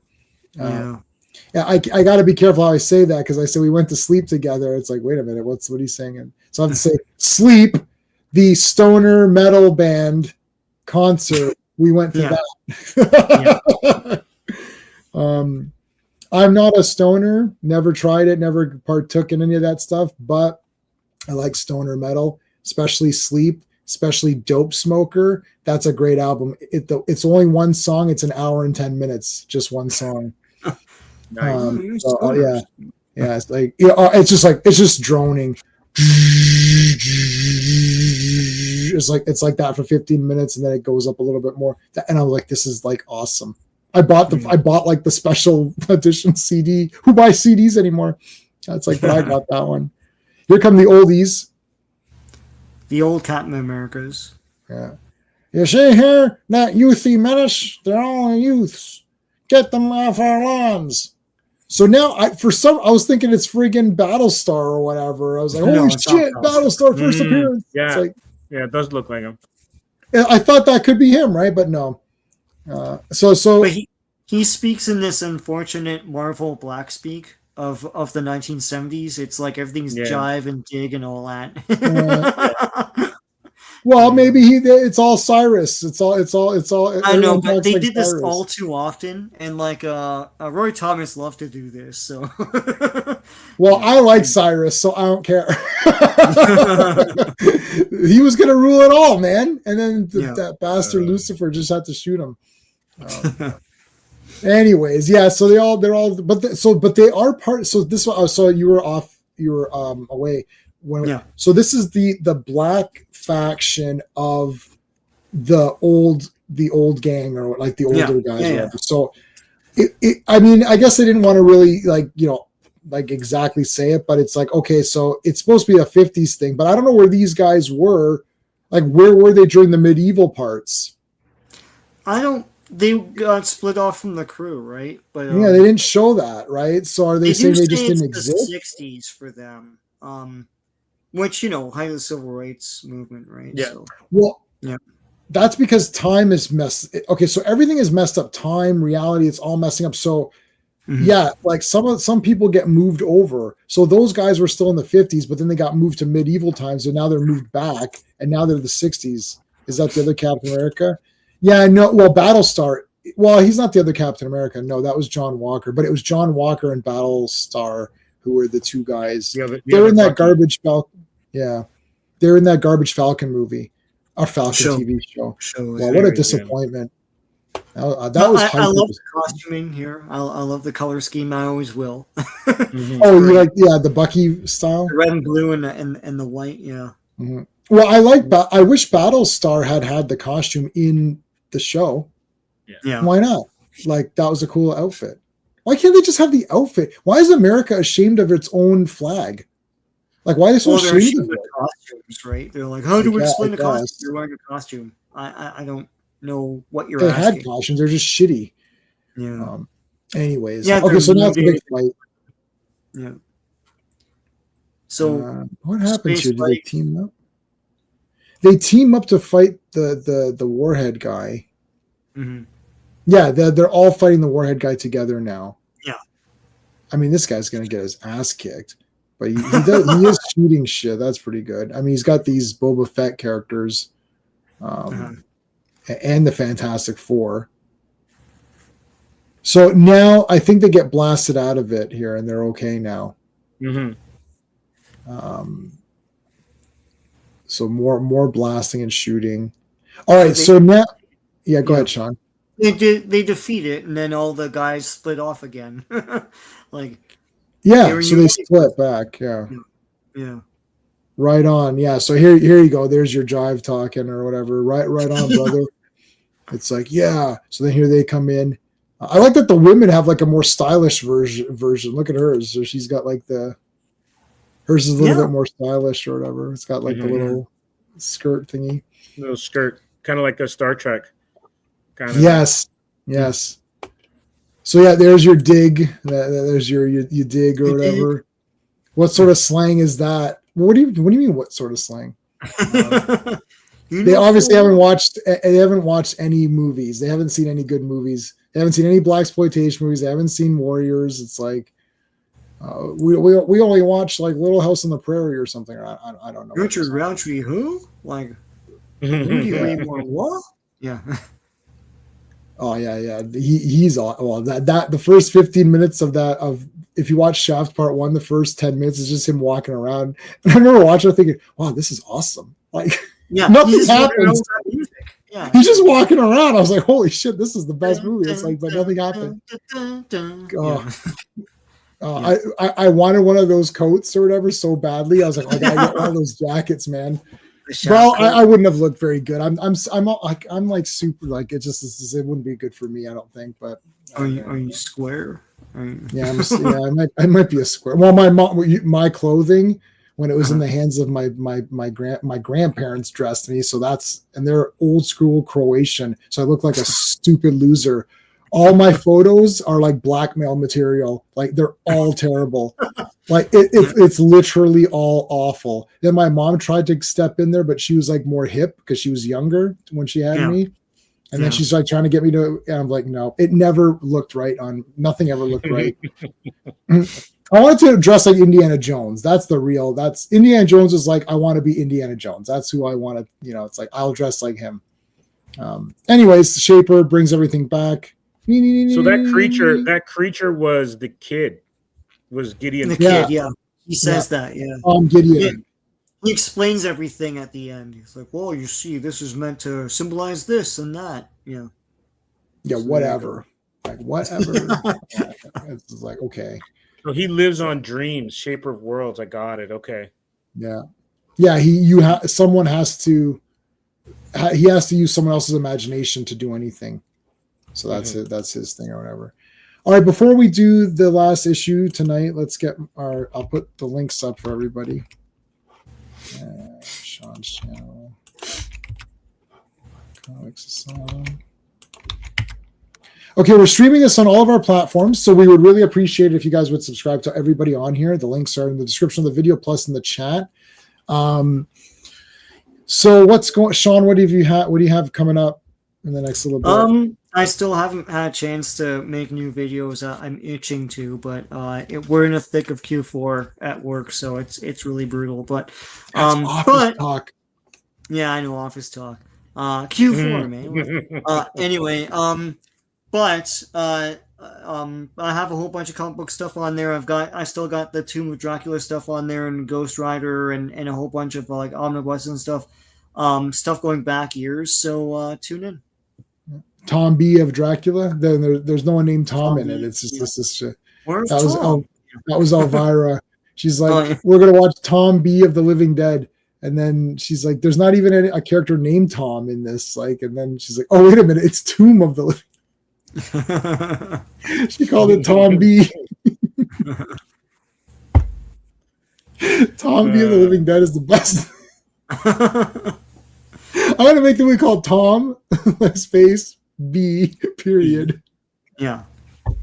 Of the Living Dead or whatever. Steve, what have you got going on Comics Asylum? On I guess early next week, I'm going to be interviewing two people behind a Kickstarter for something called Behind the Panels for Secret Wars. So I'm going to be interviewing writer Ellie Pyle and the editor Mason Rabinowitz. And so they're going to take a look at the Hickman Secret Wars from a few years ago. And they do a kind of like a behind the scenes thing. And they're going to be doing a Kickstarter. So I'm going to be interviewing them for the podcast. Oh. And I should have that up probably by next Wednesday before we stream again on Wednesday. Awesome. Really enjoyed Nightfall. Way leaves on cliffhanger. Thanks, Dominic. Well, yeah, I did that for views. That's it. I trust me. I figured it all out. I was doing them in threes, and I thought, wait a minute. If I do it in threes, that means that this one's gonna. Oh, I can't do that. It's like what? So I immediately changed it to twos. Yeah. I'm not. You know. I'll tell you something. I hate people that lie. I won't lie to you. That's what I'm telling you. I like Highlander too. Why would I lie about it? I could easily say, yeah, it's trash, and then I'm all with you guys. It's like, but why would I lie? It's like everyone. I can't stand any of these. This is why I unsubscribe. I unsubscribe from like 4 million people. It's like liars, liar. It's like, just say what you're doing it for. It's like, yeah, I left on a cliffhanger so that you watch the next video. That's it. And if I can find another cliffhanger in there, I'll try to fit that shit in so that it goes to the cliffhanger to the next one. The only thing I don't do it on is these streams because we're doing them anyways. So yeah, a video is different. I got like a video. I gotta get. I don't edit my videos. I gotta like. Yeah. I don't know. Videos are like they're okay. They're not doing as well because people don't really like the live streams are okay because we're talking and interacting with people. Videos, there's no interaction. So unless it's a topic someone cares about, like I've been doing Strange Tales and they're cool to me, but Kid Colt and those, like nobody cared at all about any of that. I think the algorithm has shifted a bit as well too. I don't know if you two have realized it, but the algorithm shifted a little bit too. So yeah. Yeah, they don't care. It's going to get it, and I don't complain about anything, and I don't shill for anything. So you either have to complain about everything, or you have to shill for everything, and that's the only way you're going to get any of the substantial. Every time I'll say this, and we'll move it on. I did a Dune 2. I didn't like the Dune movies, those new ones. I did a Dune 2 review. I saw Dune 2 at the fan special advanced screening. I saw Dune 2 1 week before it came out. Okay. So it's like when the reviewers see it, or the big channels, they get these freebie passes. So I came home and immediately did like the review, and I put Dune 2 review, upload. I woke up the next morning, I had like 70 views. I thought, oh, that's pretty good. And I was like, I should have way more. I'm like really ahead of the game here. I should have way more views than this. I changed it to Dune. I didn't change the video, the thumbnail, nothing. I wrote Dune 2 sucks with like a exclamation point, like 2,000 views. And like I had like 100 comments. All right. Because I said it sucked. And I didn't even change. I didn't make the thumbnail weird or anything. So yeah.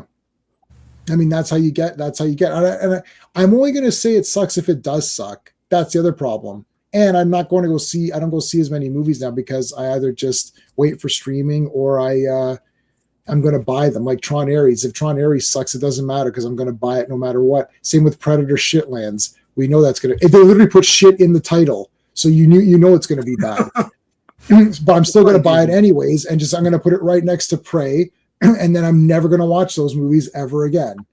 Yeah. Right. But I need it for my collection. So, I mean, that's the problem. And I'm not going to show for stuff because I'm not doing that. I'm not going to fake lie and pretend something's good if it sucks, like Superman or whatever. And it's like, we all know it sucks. Yeah. It's okay. Yeah, no worries. Actually, we're going to find out today. We're going to find out. Oh my God. Wow. Oh my God. The opinions expressed by RRTNZ are not those. Well, they kind of are. They kind of are. Every time you see that shit, it's like, oh, we don't believe in this. Well, you produced the DVD, didn't you? Yeah. So you clearly agree with it. Well, we just let them say whatever they want. That's how it works. What was that? What was like it's some weird movie. It's like, oh, we don't agree with this. Well, you produced it though, so like you put it on. They do that on DVD and Blu-ray all the time for the commentary, and nothing happens and you're like, oh, I guess it's a spicy commentary, and like nothing happens. Mm-hmm. All right, Sean, last one of tonight. All right, Fantastic Four number 138. The cover art is by John Buscema, Joe Sinnott, and Gaspar Saladino. Our release date is June 26, 1973, but the cover date is September 1973. Madness is the Miracle Man, written by Jerry Conway, penciled by John Buscema and Joe Sinnott, inked by Joe Sinnott, colored by Petra Goldberg, lettered by John Costanza, and edited by Roy Thomas. All right. Well, this is a cool cover. Miracle Man is colored wrong, so we're already talking about our things colored wrong. So there's that already. Yeah. I mean, so that's weird. But we do have the return of Wyatt Wingfoot. Yeah, he's one of my random Marvel characters that I love for no reason. He is cool. So yes. Oh, he's so. I want a Wyatt. If I do a Wyatt Wingfoot comic, they're gonna get mad at me because I'm not native, but I can guarantee it make it awesome because because it wouldn't matter. I would just make him an awesome character and he beats the shit out of bad guys. Yeah, you're the only one that cares enough to write about the character. Exactly. All the other writers lining up for Wyatt Wingfoot. Yeah, GTJ. That's why I started. Yeah. Oh yeah. Because either they shill or they hate on it. Yeah. As we suck at it. There's that. Maybe Alicia did the colors. All right, there he is. And see, when Wyatt Wingfoot shows up, he looks like a hero. Yeah. Mm-hmm. Right? He shows up in like the super patented hero pose. Let me get my tightest shirt. Yeah. Yeah, there's a panel, there's an extra panel where he's trying to pick shirts and he literally picked the tightest. He's like I'm an XL, and then he put a large. He's like, oh, this is a large. Oh, that'll do. Look how cool he is. Okay, no, in a not joking way, I really like this character a lot. I wasn't joking when I say he's one of my. I like these random characters that just come in and they're really cool. And he's hugging Johnny. Hey, I'm back, and there's got to be some personality to some of these people. Yes. The problem, the problem is that they're going to take this character and they're going to do all of your big, whatever native angles they want. And they're going to be like, oh, it's a big point about, how the natives were treated and stuff. It's like, no, what I would do is make him an awesome character with a great personality who beats the crap out of bad guys and teams up with guys. Like, it's like you gotta get people inspired to read the character, man. You're not going to get people inspired if it's either a niche audience where you're like, oh, it's only going to cater to this niche audience, which doesn't care about comics anyways. That's one of the problems. Or make it accessible to everybody. Like, we're talking about Brave Star. That'll be coming up in a couple of weeks again, Brave Star. And none of us as kids thought, oh, this is a big thing about natives. Like, nobody thought that. There's like, yeah, Brave Star kicks the shit at people and he has powers. Like, that's it. Well, yeah, they still work in their messages about like colonization and stuff, but yeah, personality is how you connect to an audience. That's like going back to Gilgamesh. It's like, it's the characters, All right. He's graduating. So Wyatt Wingfoot is graduating. Johnny is not graduating because he didn't stay in school. Stay in school, kids. Stay in school. Unless it's like a cult, then don't go there. Don't do that school. But if it's a normal school, then stay in it. Some memories here of. I love that his hair gets messed up. So Johnny's all worried about going to the guy's graduation. He's doing his hair, and he's like, "Oh shit, my hair looks like shit," or whatever, which it actually does later on. Oh, Alicia's blonde. RR. So there you go. There's Medusa going up in the plane. All right, we're all gonna go. Whoa, I think Reed stays behind. Why doesn't Reed go? He's depressed. Yeah, because of Sue and Franklin. Yeah, that's fair. And he told them it's like you three are going. I'm staying. It's final, and they're like, okay. Yeah. I want to go be depressed in this corner. Yeah. Colorization, yeah. Okay, Sean say Brave Star deals with issues but isn't black and white only really necessary for noir films? Yes, that's what you completely misinterpreted that, but Where's my what the heck? But points for the way you spell color. Fantastic. With the U. Absolutely. Yeah. Kalauer, yeah. Avon. Blake 7 season 2 is pre-order, so everybody pre-order Blake 7 season 2, the third best television show of all time. So there you go. And that's facts. I checked. I googled that too. So it's not just me. It's not just me saying it. Other people. Becky Lynch does this thing now on wrestling where she's like, "I'm the best women's wrestler of all time," and that's not just me saying it. Other people say it too. And she's like naming other random magazines. It's like, they said I was the best, and I love that. So I'm going to use that. It's like other people say it too. All right, so they're going to his graduation. Meanwhile, this guy can't climb rocks or whatever, has trouble walking because he missed this entire. This shadow thing coming to kill him. So I don't know how he missed this monster. It's huge, but anyways. Yeah. It's the size of a mountain. Yeah. It's literally a mountain. They're like, what happened? Oh my God, what happened? It's like, let's go. Dun, dun, dun. Here they come. It's like, what? Look at this guy. The mountain's alive. He's alive and coming for us. There's a graduation thing in the big suit. Aunt Petunia. No, it's not. Yeah, it's not Aunt Petunia. It could be. Thank you, Wyatt Wingfoot. They never showed Aunt Petunia. It's like Mrs. Columbo until they made the show Mrs. Columbo. But yeah. Yeah, and it's Janeway. It's but then they disavowed what's his name? Peter Fox said, well, that's a character named Mrs. Columbo, but it's not the actual character.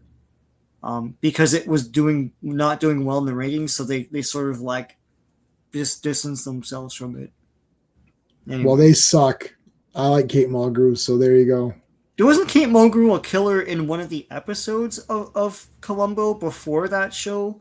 Everybody They had everybody. like 4 actors in network television, and they all played like whoever, you know. But Columbo was 300 something episodes or something crazy. Yeah, I It's know. like Yeah, so everyone was a killer. every single Leonard Nimoy was a killer. And I'm Yeah. like, oh, Leonard, no, you're And your agent lands you Columbo, you're like, yes, and you're like you kill someone in the first act, and then Columbo comes and gets you, you know. Like, and then he always outsmarts them. Nobody's a smart. I got a Peter Falk 4-pack. It was like Cheap Detective, Love. Oh, yeah. Like so Murder by Death or something. Murder by I have Murder by Death. Yeah, I yeah. have that on Blu-ray. Yeah. I don't know why I did the Wakanda or Wonder Woman thing. Yeah, you did. This to me, this is the Wonder Woman thing. Yeah. Well, you know. Yeah. They didn't do this in Black Panther comic books. Did they? I don't think they did. Not They in did the, not in the classic real ones, at least. I don't know about new ones, but yeah. I only care about Jack Kirby, Black Panther, and Jungle. I guess Jungle Action would count. Oh, you gotta include Billy Graham's. Oh, for sure, that stuff is great. I haven't read it. I've only read Jack Kirby's Black Panther. I read all that before that was after the Civil War, the Civil War movie. Sorry, where they re-released those, and I grabbed them all and I just plowed through them there, and I've reviewed them all on this channel. Yeah, Panther's Rage, that whole story arc, and that's great, man. Yeah. So those I don't. Then I don't. Yeah, those I don't know. No, that's like old school. So. Oh, is that Jungle Action? Is that the Jungle? They made an Epic collection, so you could check it out. Okay, I have that. Yeah, that's what I have. So that's all of Jack Kirby, and is that all Jack Kirby and all Jungle Action? It's not Jack Kirby. It's just after him. So yeah, I think it's Billy Graham, right? Is it? Yeah, it's Billy Graham. Okay, so I'll read those. If it's an old one, I'll read it. Yeah. Anything if Shuri is in it, then it's a fake Black Panther. No, this is all 70s. Yeah, okay, 70s, man. Oh yeah, then that's fine. Yeah. That's fine. I know Christopher Priest he fights dinosaurs. Oh shit, that sounds all good. Okay, yeah, he's in the. I'm not sure if it's Savage Land, but he fights dinosaurs. He's like in the Arctic. Like it's just some great stuff, man. Is there an Arctic Black Panther outfit? No, there is. They weren't thinking. He's not Batman. His normal uniform, his suit gets ripped to shreds, man. Yeah, he's not Batman. I know Batman. The first person that made another bat suit was like, oh, that's a genius idea. That was mostly Kenner. Kenner did that. Kenner's genius. Yeah, Jungle Action Batman and Arctic. Yeah, because if you're in the jungle, you want action and you want to have your proper suit on, or whatever, right? Flying Wing Batman and Aqua Batman. Yeah. All right, they get a call. Some mountain is attacking your family. Oh, okay. Well, I guess we should go. Oh, wow. You return my son. I can't do it. It's like you return. It's like what's going on here? Holy shit! There's a giant mountain man. And it's like, no, he doesn't say it like that. He's like, oh, I'm very calmly telling you that there's a giant over there. Maybe you should take a look. Oh, it's really neat. Everything and yeah. Your gods have not attacked you. I have. that's from UHF. Guns don't kill people. I do. You know what? I kind of miss this though. Like in new books, you don't get the people yelling all the time. Like this. I know this is awesome. Over the top shouting is amazing. Yeah, declaring stuff and like. Yeah. Yes. Oh, I've done this. Yeah. And they're like, miracle, man. Didn't we kick your ass 130 issues ago or whatever? You did. Aren't you fake? Is wrestling fake? Well, it's kind of half an okay. I the bad analogy. Oh God, I just watched the trailer for Switching Channels? The one where he goes in him and John the Ritter. John Ritter, yeah.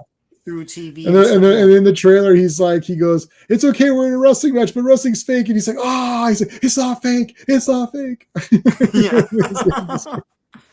Anyways. I've seen that a long time, man. Yeah. Yeah, and he goes into Three's Company, which is pretty funny. Yeah, he goes into Three's Company. Yeah. That's pretty funny. Oh, that's cool. Anyways, that's I don't know why I watched that trailer. I was like, let me watch some random trailers. It's like, why remember they made this? What the hell? Okay, so he shoots at them. So now, so I tried to. What's his powers now? White Wingfoot. This is it's reality altering, basically. Yeah. So the old powers were he would trick you into believing the thing was real, so you get hurt that way. So he sort of hypnotized you into that. Who's that guy? Yeah, so this is Miracle Man. And then there was so now it's almost like he's like they're not illusions anymore. He's like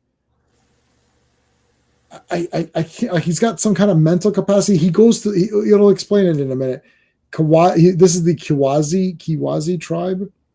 Yeah. Well, they made up a tribe. Yeah. But they made up a tribe.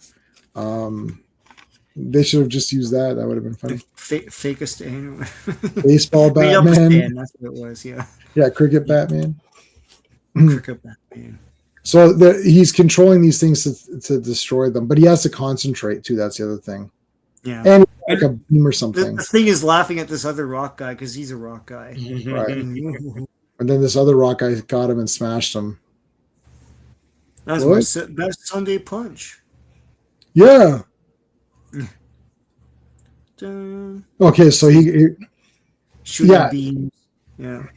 Yeah, so he has to, I think he has to keep, because he loses control of it at some point, or like he messes up. Yeah. All right, so here's the recap. This is the recap of his first appearance. Oh my God, it's Vincent Price. Yeah. Yeah, pretty much. But this is all redrawn. Like yeah. This is redrawn, but close to what it was like. Yeah. Yeah, so he'd hypnotize you into thinking these things were real. Yeah. That's what it was. Then he got taken away. So this is after. So after issue 3, he got taken away. Mm-hmm. And he's in the he's researching mental powers.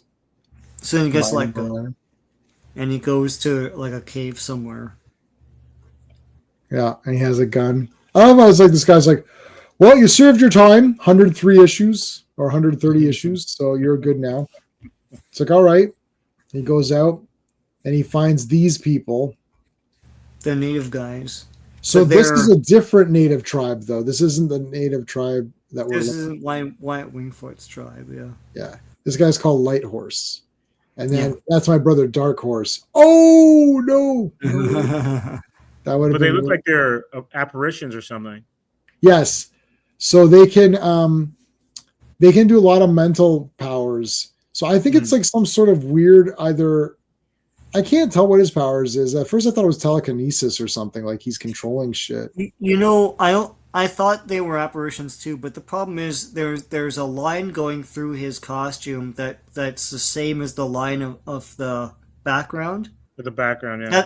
And that's the only thing that looks transparent. The rest of it, or not. No. And you can see the green too. Yeah, no, they're transparent. Yeah. All these lines. Look. See, this line goes through them. Okay, yeah. These lines. So this brown here meets here and goes through them. So they teach him the Force for some reason. I don't know. Yeah, so he has the Force basically. It's like Force powers. He teaches them the Force, and then he betrays them, and it's like I don't like. I'm a white guy. You guys are Indians. I don't know why you thought you. No, they explain it. That's what this is important. This tribe has been completely separated from all other native tribes. They don't know what's going on. Yeah. They've never seen anyone else anyways. He just comes up, it's like, oh, I need help. Okay. So he just started helping the guy. Yeah. So he lucked out. I mean, I went searching for some mystic natives to get powers. I couldn't find anybody. So this guy really got lucky. I feel like there's not too many of those tribes out there. They'll just give you ayahuasca and then you'll vomit. Right. Yeah, I never did ayahuasca. I know our friend Skullman did. Yeah, our friend did that. Yeah. And he's like some guy barfed and was. That does happen. Yeah. Yeah, the Batman's monks or whatever. Yes. Yeah, the Shaolin. Didn't they teach him to play soccer? No, that's Shaolin soccer. Yeah. So that's an old school cut now. That's a really good movie. That movie's great. Yeah. I got that when it came. Yeah, I think I have every Stephen Chow movie. I like God of Cookery as well and all those. But Shaolin Soccer was awesome. Then they called it Kung Fu Soccer, and they re-released and called it Kung Fu Soccer. I'm like, why is it called the wrong thing? Yeah, because they thought that North American audiences wouldn't know what Shaolin is. So. Right. Yeah. They obviously haven't seen. No, it's like Philosopher's Stone. Yeah, Philosopher's Stone. Yeah. Tibetan monks, not Shaolin. Who's the Tibetan monks in Shaolin soccer? No. Oh, you mean in this thing? They're not the monks they're who not are either. They're like in America somewhere. Yeah, this is the natives. These are like those Indians, not the that was from Get Smart.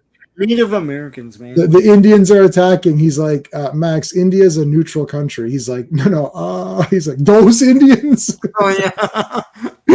They're attacking. Who are they attacking? That's the show, right? That was the TV show. Yeah. Yeah. I love Get Smart.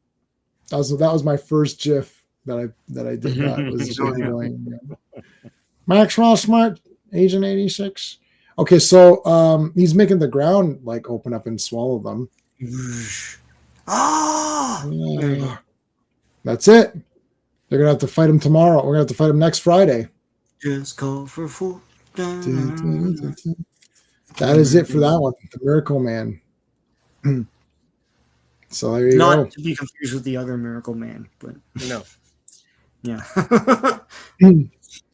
We I think you sent me an article in private chat, right? What was that again? I think I sent you the link. I think it's Comics Beat. That's the Oh, one yes. about having multiple distributors Yes. is actually counterproductive for selling comics, which is interesting. I was under the impression that Luna took a lot of the accounts that were under Diamond, but I guess not. Like it's just way more splintered now, or no? According to the article, I'd have to reread it, but it seems that that's it, because like DC has their own, and so with all what it really hurts is like indies, Right. Yeah. I got an email there was a mass email from my local comic shop, and they said that some people were trying to order books past the FOC, like bound ones. And he said they have very low print runs of just what they need to print, and that's it. Yeah. And even if there's a second printing listed in League of Comic Geeks, for example, there's no guarantee they're actually going to make that, because if the orders are low on things like League of Comic Geeks or orders from the comic shops, then they just don't do it and they don't tell you. Wow. And for the ones where they print just what they need, then the comic shops ask other retailers, other comic shops, if they have extra books that they can fill their orders with. Part of when we had that stream about like what to fix, part of what I said was distribution. It's a mess. It was a mess before.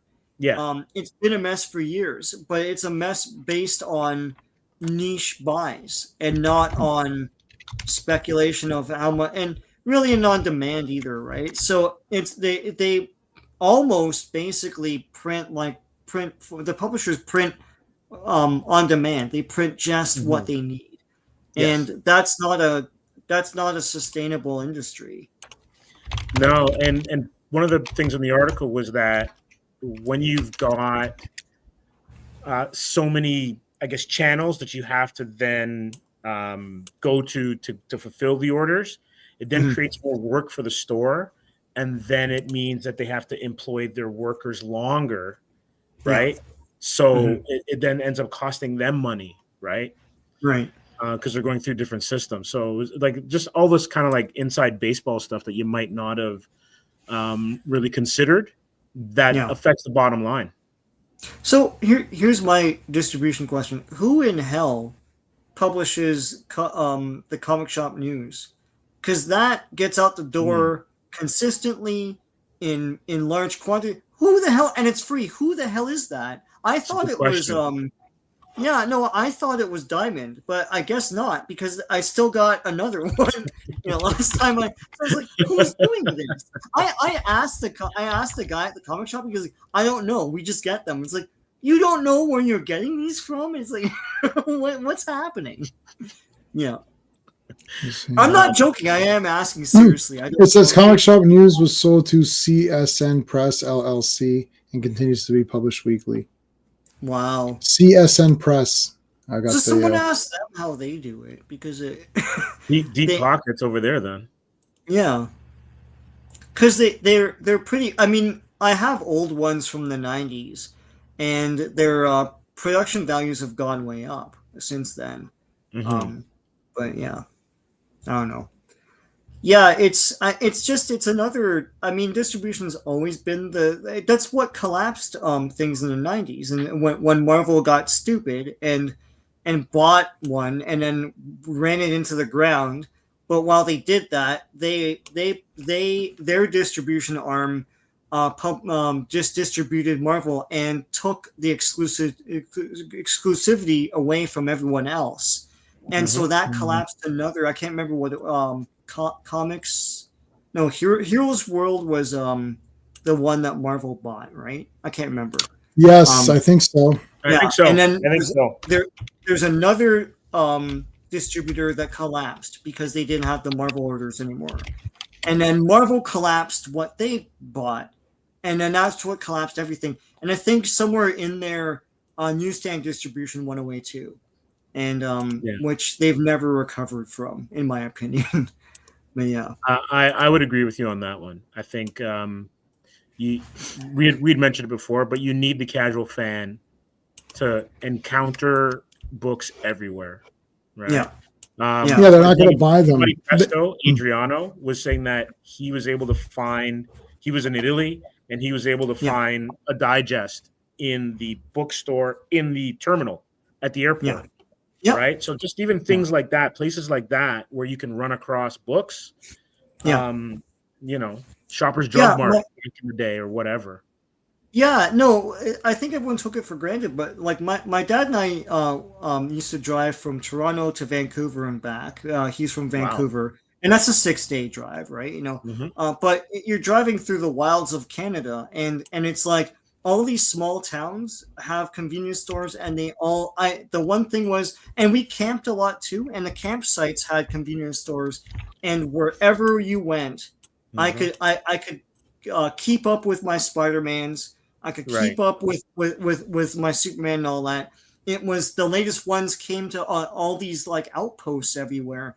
And I went to New York one time with my aunt, and we went by train. And like Penn Station had the latest. It was the event at the time was Atlantis Attack. So I was like, every week they'd have the new installments, and I no matter where I traveled in North America, anywhere, even campsites and small towns, or wherever the hell you are, I could keep up with what was going on in comics through these stores, and that's gone. It's gone. Yeah. We used to go to Palm Beach, and that's where I got my first ever Mad magazines. We were there for like a week or something, and I got comics there as well. And then I remember like going, I mean, we would just go to the convenience store to buy our comics, but like even up until, like 2010. In 2010, I used to go to, it's like Metro or something, or one of these, grocery stores. And I was buying weekly Shonen Jump, the big one. It was a thick one. And you get like, I don't know, it was like one chapter of, I don't know, there's like 10 manga in there, and it's like whatever. Yeah. And it was cheap, and you get a lot. I just go at lunch and get those and just read the whole thing. And it'd be like Naruto chapter 40 and Death Note chapter 3, and like everything was on a different, but I didn't care. I just like, just to read something. I'm like, these are kind of neat. I was keeping those, and then I got rid of them. But like, I mean, now that's all just, shoppers used to have. Shoppers used to have all that, and they don't anymore. I remember Simpsons. I don't even know if Simpsons comic is still a thing, but that was the only comic that they had like in a floppy format up until the 2010s, and then I don't see them anymore. Well, think of it like this way. Imagine comics were like chocolate bars or gum or candy or whatever, and you could only get them at like Loblaws. Right. Couldn't get them at a variety store. You couldn't get them at like a drugstore. You couldn't get them at a gas station. Yeah. You'd be bonkers. Like, how come I can't get a chocolate bar here? Right. Right. Yeah. Yeah. Comics are kind of like that, where the LCS is great. And if you're going to do like limited edition runs on like 1 in 50s, that's where you go to the comic store to get those. But like your cover A's, which are just like run of the mill book, that should be in a variety store. That should be on anywhere they sell periodicals or news or any newsstand. That's where you should get your cover A's. Yeah, like people who ran comic shops, and like people in the chat can chime in because I know there's some former owners on here sometimes, but like people who run comic shops talk as though convenience stores and stuff hurt them, and they wanted the exclusivity of selling the comics. But my thing, I think there's room for both. I mean, J-Man and I talked about this a lot in that.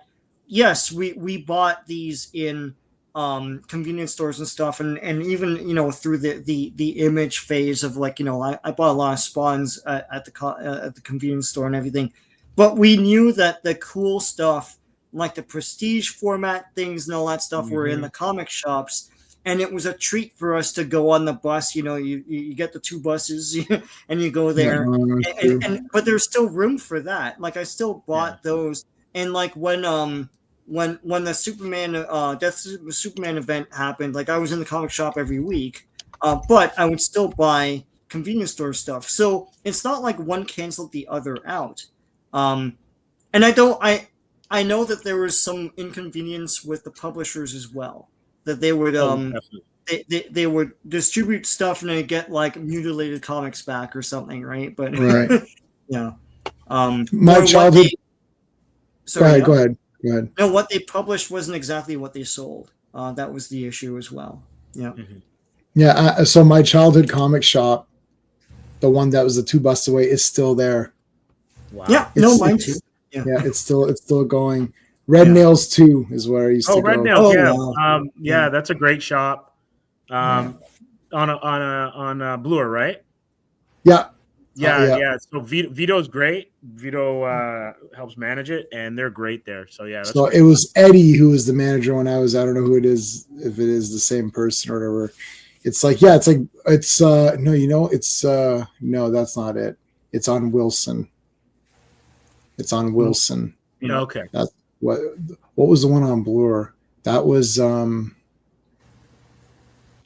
I know the one you're talking about. That's the one on Bloor is where we had to go to get my second advanced Marvel TSR role-playing game, where my buddy's mom threw out my Judge's book.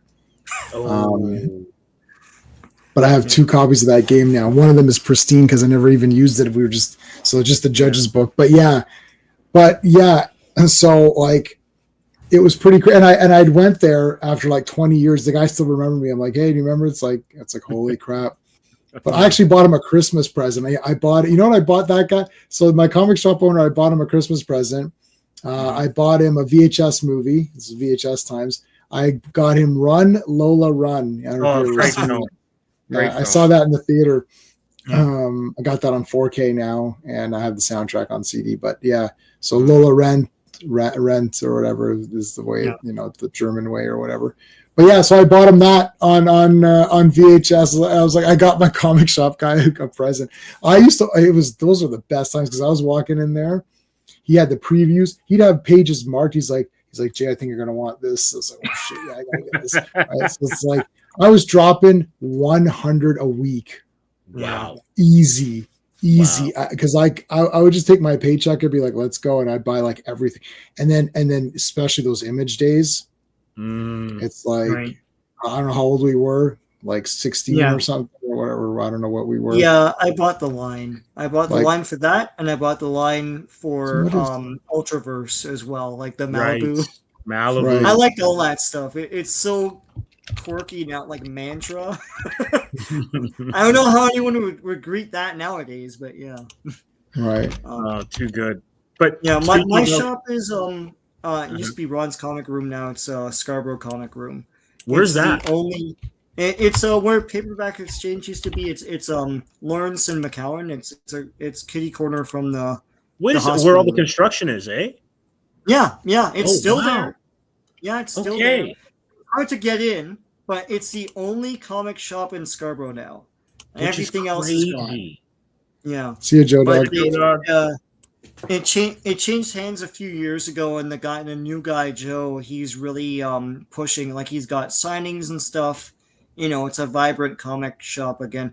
It used to be in the basement of the Paperback Exchange, but now Paperback Exchange is gone. They have both floors, so it's a 2-floor comic shop. It's cool. It's been there since 1979. Yes, it says on their website. Yeah, that's pretty cool. I remember that there was magic. As big as Scarborough is, there's only one shop. Yeah, they've all gone out of business. It's just this one. Yeah. Wow. Yeah. Those were awesome times, man. Oh, they were, right? But we were talking about it earlier with Funko being in the situation that they're in. What does that mean for shops? Because a lot of shops have tons of real estate with the Funko Pops. With the Funkos, yeah. I know my shop has like endless supply. Oh, hold on a second. Let's see. Oh, RR wanted to talk about a plot hole in Spider-Man 2. First of all, thank you for the super chat. Where's my what do I have? Does this not that gets covered? How about Wonder Woman? Yes, but it's movie science. Yes. Yeah. You're not wrong. We need to end this movie somehow. It's like Crossing the Streams. We were told that Crossing the Streams was bad, but then they have to end the movie somehow, so they just cross the streams and it's fine. Yeah. Yeah.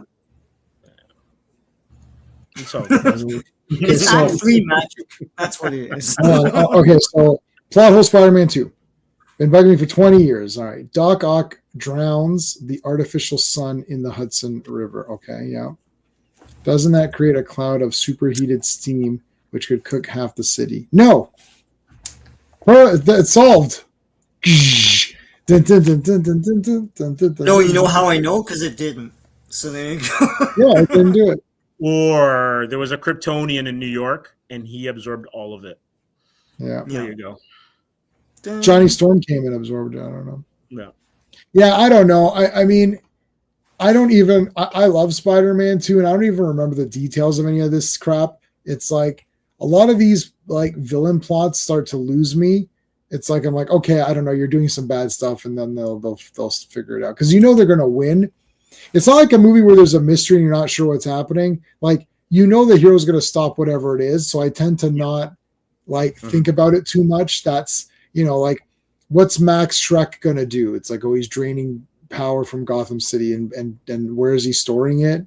It's like, oh, in that power plant of his, like, is that power plant going to store all of the city? Like, how is that going to work? Like, how can that sustain long term? Like, you could do it for a week and then what? But like, it's like, who cares, right? Like, it's like Max Schreck is stealing energy from Gotham City, so he's a bad guy, right? Like, it's like Penguin wants to be liked. That's his, they basically took all of those Tim Burton Batmans and even the later ones took the stories from Adam West. Yeah. Penguin being mayor, that's Adam West. And also it's the transition between that show and like modern Batman. Yeah. Because Batman Returns is two Penguin plots in one. Yes. It's like, the mayor thing. Killing all the sleeping kids. Killing all the sleeping children. He steals the Batmobile. Yeah. That's another. That was also in Adam West's Batman. Adam West Not Batman, killing the kids. Yeah. The firstborn sons of Gotham. I'm going to lure them to a watery grave. And then that fat guy goes, he's like, Penguin, killing sleeping children, isn't that? No, it's a lot. He doesn't finish it, but you know what he's going to say. Isn't that a little? I don't know. There's a lot of these things, like even like Superman. He's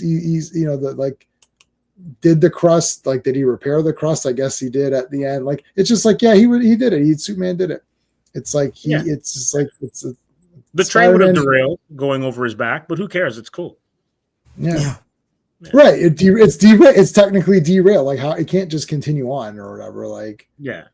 It's like, but it's like I don't know. He was able. The groove between his shoulder blades acts as the rail. Where's my? Any man who can jump into space has, he's got enough, junk in the trunk, so it would derail it. Yeah. It's not flat back there. It's all good. Yeah, it's all good. He could. It doesn't. Yeah, it doesn't matter. That's right.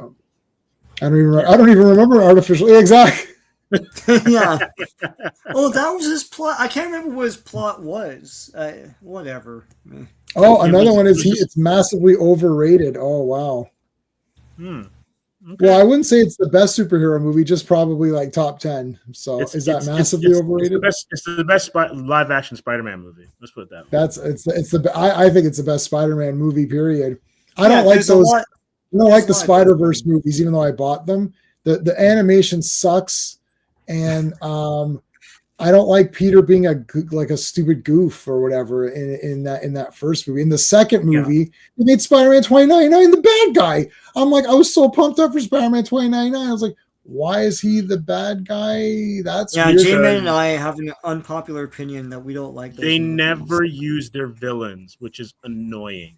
Oh. And how do you have Spider-Man, who has arguably the best, if not the second best roster of villains, right? Mm-hmm. Like, Spot is cool, and he doesn't even rank really. Oh yeah, but he's even cool. He's even cool in there. So you don't have to use Spider-Man 2099 like as a villain. But yeah, I that really pissed me right off. Actually, I was really looking forward to because, and then I was like, oh, they're gonna do all the figures. I like 2099. He's like my second favorite of looking, like of alternate Spider-Man. I thought he looked pretty neat, and I was like, oh, this is good.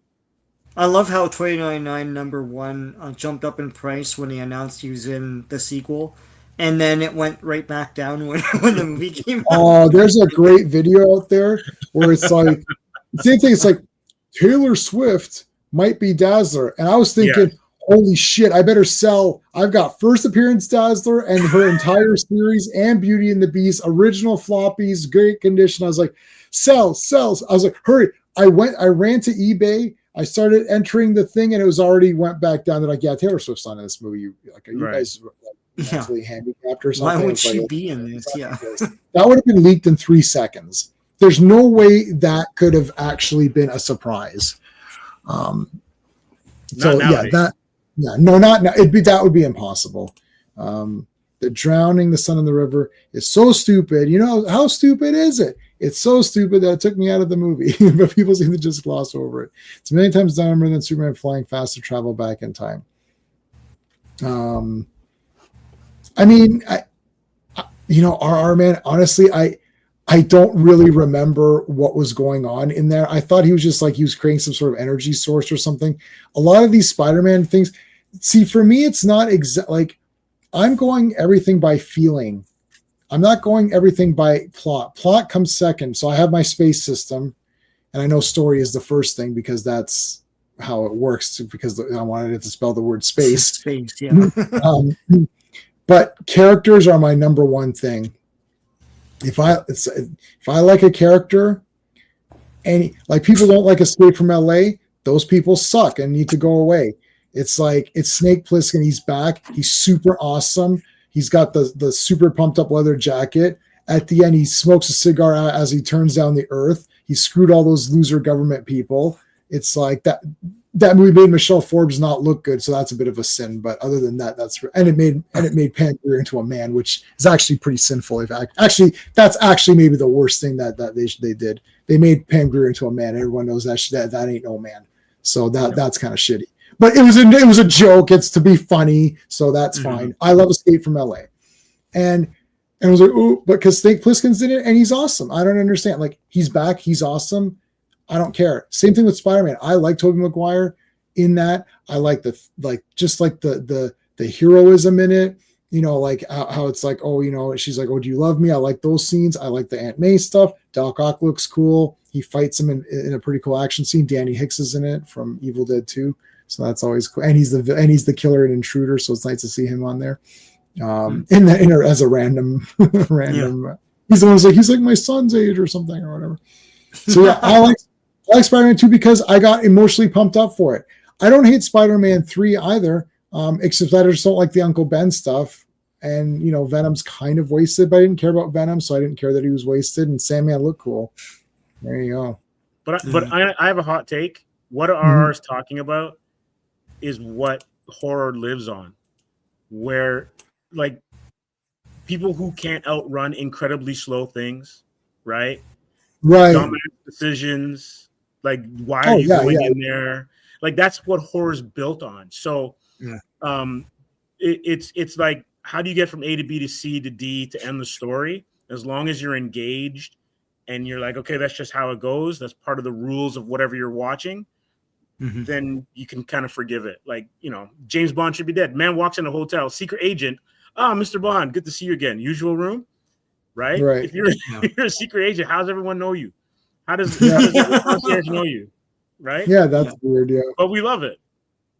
Yeah, yeah, for sure. Yeah. It's just part of the thing. It's just like, Spider-Man and Dark Hero. No, not really. I don't know. Not in my opinion. I recently read the first 10 again or something like that. Because Peter David did those. I think when he passed away, I was like, oh, I should go back and read some of those. No, I don't think he was dark. It's just like that future was, it's not dystopian exactly, but it's like a shittier future, and it's all like the tech guys and stuff taking over and all that stuff. So it's like, he was, I wouldn't call him like a dark hero like Punisher. I definitely would not say he's like the Punisher unless it became that later on. I only collected the first few, so I don't know for sure. His first Spider-Man's film is the best. Okay, there's 3 parts I've seen. Yeah, I like part 1 also. Yeah, it's just the Green Goblin. The Green Goblin suit for me. That sucks. Was like, especially when you saw the animatronic kind of regular thing they were going to do, and then they abandoned it. I was like, man.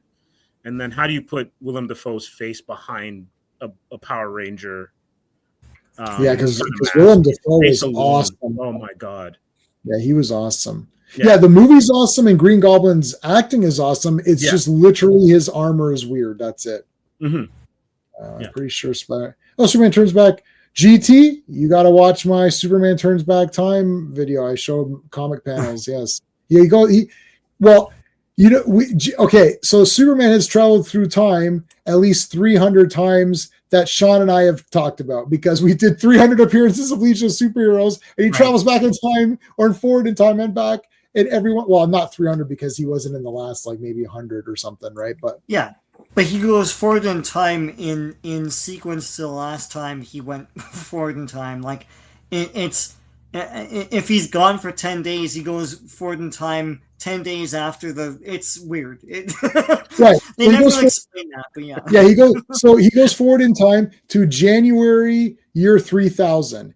Then the next issue, he goes February year 3000. And it's like he's going in sequence in order. So he keeps having it's as though the like time he lives in the 50s is linked directly to the future. And if he goes to the future, it'll just be linear from the time he was last in the future. Yeah, why doesn't he? So why does he go back? This is never explained. I'm just saying. It's not explained. Yeah, it's just obvious.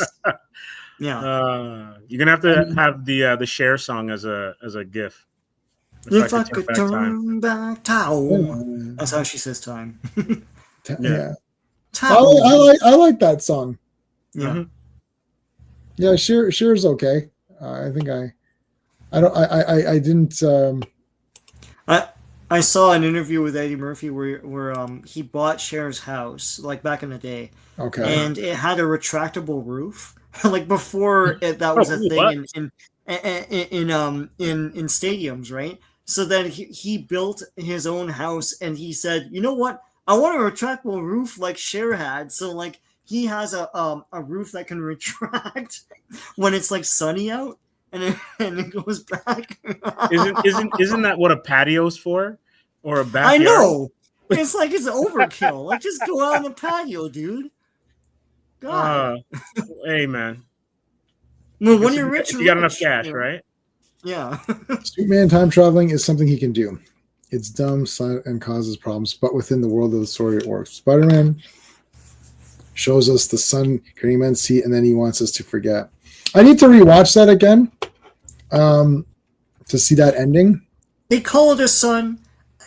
I don't understand. Yeah, I'd have to watch it again because all that is nuclear power. You know how that works, right? It's basically a tiny sun and there's Yes. water around and it creates steam. That's what nuclear power is. That's what these power plants are. Yeah. So I don't know what they were making in that movie. It's like, oh, I made nuclear power, basically. It's like, I'm 30 years late, but here it is. Yeah. No, I don't remember what it was supposed to do. Yeah. I don't remember what Black Doc Ock. It's been a minute. Yeah, I gotta watch that one again. I don't remember exactly what his thing was, but again, it's like the thing is that I mean, let's use. I will use ours example back. Is it? I'll use your True Lies example back. True Lies is still way better than any action movie that's coming out now. And if Spider-Man 2 is like massively overrated, then like what is Phase like 3 and on? Like, I mean, that I mean, like we have since even including when did I guess when's the last time I really cared? Endgame? No, Infinity War? no. I stopped even by that. I wasn't caring. Let me think. Infinity War, I think for me, was the last one I was like, yeah, and then Endgame killed it for me. I didn't like the landing on Endgame. There's a lot of things I don't like in Endgame, but there are some cool things I like. But yeah, I liked Endgame. It was very comic booky to me. It was the factioning off and then coming back. Like, you know, I liked all that, and their ridiculous way of explaining time travel. Sure. It was cool. Too much color grading at the end. Yes, and like they're fighting in mud basically. But yeah, that's not. It was Hulk and Thor. They absolutely got disrespected in that movie, and I'm out. The disrespect, I don't know if it capsizes that movie for me because I mean, look, everyone loves, you know, To Your Left and picking up the hammer and all that stuff. There's still cool stuff in it. So, there's definitely cool stuff. Yeah. I don't think we're talking about the final battle, GT. I think we're talking about there's no way Captain America goes back in time and doesn't do anything to help people. That's right. That's not a thing. That they mischaracterized the character himself. They didn't understand. It's like, I know that you think this fits your story, but this isn't Captain America. This isn't Captain America from part 1. It's like he has responsibility, right?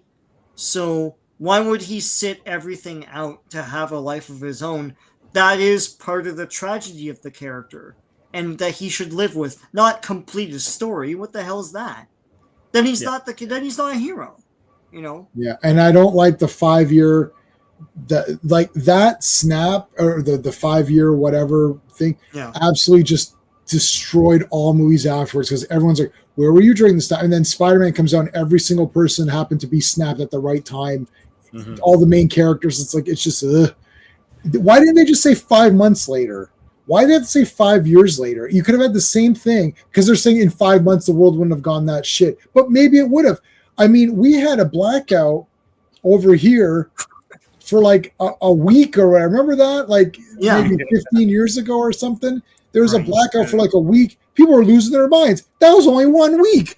I'm telling you, 5 months into the lockdown, the world my God, changed. yeah, that's even a better example. So it's like, no, the world can change, and like, you know, back then the lockdown hadn't happened yet, but they would have, if it did, they would have seen, 5 months is pretty good. This is put in there. Yeah, man, we had animals coming, like in downtown Toronto, we had like coyotes and foxes coming onto trails in the city because people weren't out. And that was nature was already taking over. Absolutely. I remember that. Yeah. So like they could have just said 5 months later, and then they it's like 5 years. It's like just unrelated. I remember when people were using the 401 as a walking trail. It's just like walking on the 401. You see them on the MTO cameras because they have them live, right? Wow, that's crazy. Like, what the hell? Is it one single person in the middle? No one's driving on it. It was Walking Dead-esque. Yeah. Right? All right. So hold on a second. He to maintain. So RR still wants to fight it out. Okay. The maintain suspicions with the story has to establish rules and stick. I'm gonna Wikipedia this.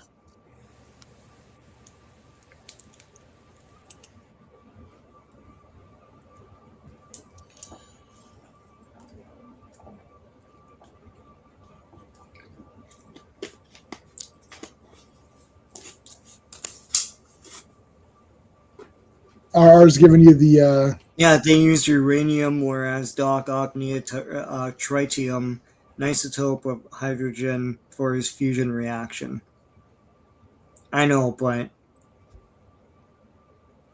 like, yeah, I think to your point, and everyone else in the comments is saying it. We totally forgot what his plot was. That really isn't what we come for that movie for. It's like I like the fight at the bank and everything. I like all the classic Doc Ock imagery. But to tie it to like some ridiculous movie plot bullshit thing was sort of a weakness. And I don't think a lot of us are going to say it's like one of the best superhero movies. I think right now it's relegated to like one of the best Spider-Man movies. And that's because of Watney's speech. Oh, it's top 5. It's top 5. It's like, top 5. so I'll go back to explaining my shtick for a second. See, I love all 4 Superman movies, and it's like, okay, so we use Superman 3 because I always mention that one just because whatever. And I'm looking at the poster, so it's in front of me. So I love Superman 3, and then someone's gonna give me all these like plot points that don't make sense, and I'm gonna say I don't care. Yeah. Like I don't care if that fusion thing works or not. Like I literally don't care. Doc Ock's awesome. The fights are cool. I like Spider-Man. He's swinging around doing stuff. I like the stuff with Mary Jane. It's the only time I've liked Mary Jane. So I like Superman 3. Oh well, it's like, could Richard Pryor really go off of Yeah, can August Gordon really go off the thing? Balls like that's fake.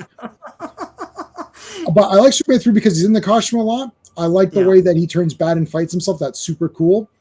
And Superman 4, god damn, they're breathing in space. There's like gravity in space somehow. Right. So I think you said you like Superman 4, right? So Superman 4 breathing in space is way worse because even generic normies, anybody knows that's weird. Right? This fission and fusion thing, I took chemistry. I took advanced chemistry, and I don't remember anything. Like it's like I got like a 60, I think, so I didn't do that great in that course. Thank God the exam was half math, and I'm pretty good at math. But like the chemistry part, like, ugh. So even I don't like fission, fusion. I can sort of understand if I sat down and meditated on these things. I could try to be like okay, but it doesn't matter to me. It's because I like seeing Christopher Reeve as Superman. I like where he chokes out the bad version, then he goes da, da, da, and he pulls the thing. It's like he's back. That's awesome. Superman 4, I like the speech he goes up to the UN and talks. I like that, and I like Lex Luthor making a guy, like he makes a new villain to fight. We actually have a proper villain, not because like Superman 3, the computer was like okay, but it wasn't as awesome as like Zod. So having Nuclear Man show up, that was pretty badass. I don't care if they breathe in space. Like when I first learned about because I watched it as a kid, then I was like, oh yeah, they're breathing in space. I literally didn't even think of it.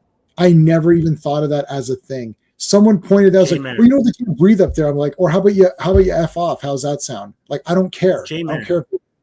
Every Star Wars movie breaks that because you have sound effects in space. Oh yeah, there's sound effects. Those space battles should all be silent.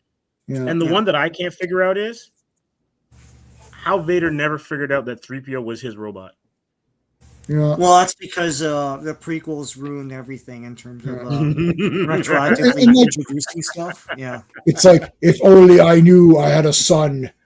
It's like I was formerly Anakin Skywalker, and my son is Luke Skywalker. That's like Obi-Wan is like, I don't remember owning a robot, even though like R2's by his side, like in all 3 times. Yeah, it's like, so what's happening, George? You made all these movies. What's going on? Like, what? God.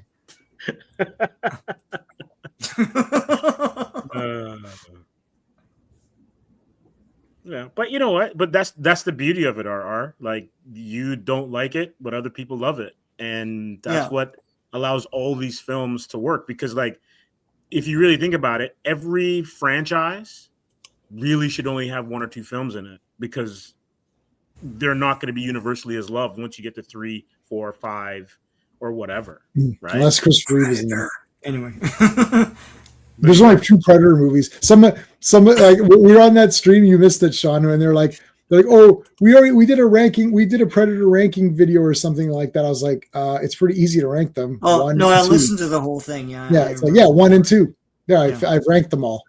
Yeah. That was pretty easy. I would say they're both 10 out of 10, but I can rank them. I guess part 1's a bit better because it's part 1, so I ranked them. It's like, what about the other Predator movies? There aren't any, so that was the easiest ranking of all time. 77 is Mary Jane's not in 77. I don't know when she appears. She doesn't show up until the 80s cartoon.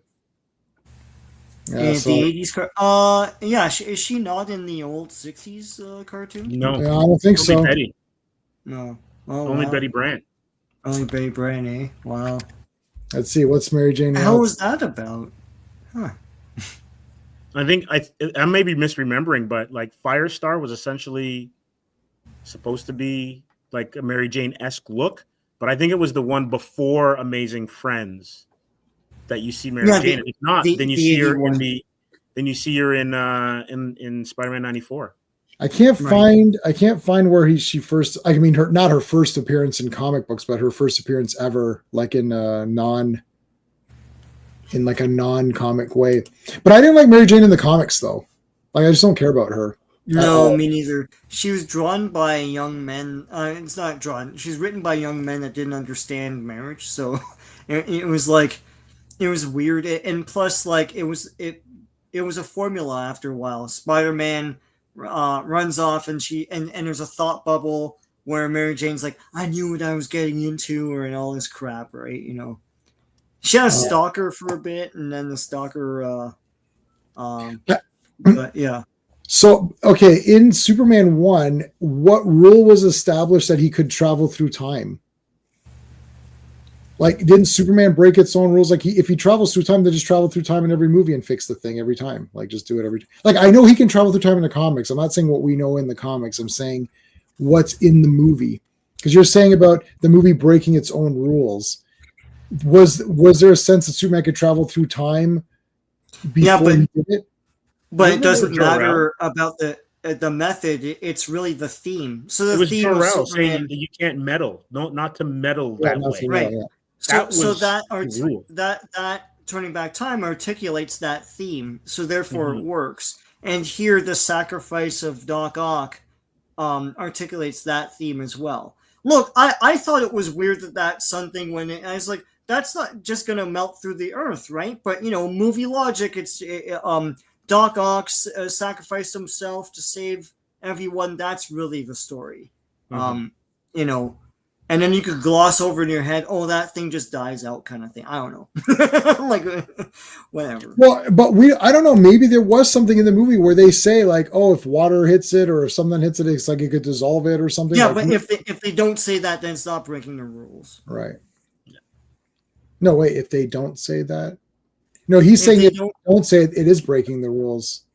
That's what RR is saying. I'm saying the rule. Yeah. I'm saying that I don't care either way, whether Superman travels back through time or if the water destroys that fusion thing or whatever. That it doesn't matter because I'm saying I don't care. The theme is like as you guys as Sean explained, the themes are more important than what is actually happening. If I like the movie, if I don't like the movie because of whatever, I told you characters. It's like I don't like the new Superman movie because I don't like it. It doesn't matter. If you don't like the movie, it doesn't matter. You're not going to like it anyway, right? Yeah, and I will use it. Like if you don't like Spider-Man 2 and you have that and you have a bunch of plot and you have a bunch of points, I don't like Spider-Man 2, X, Y, Z.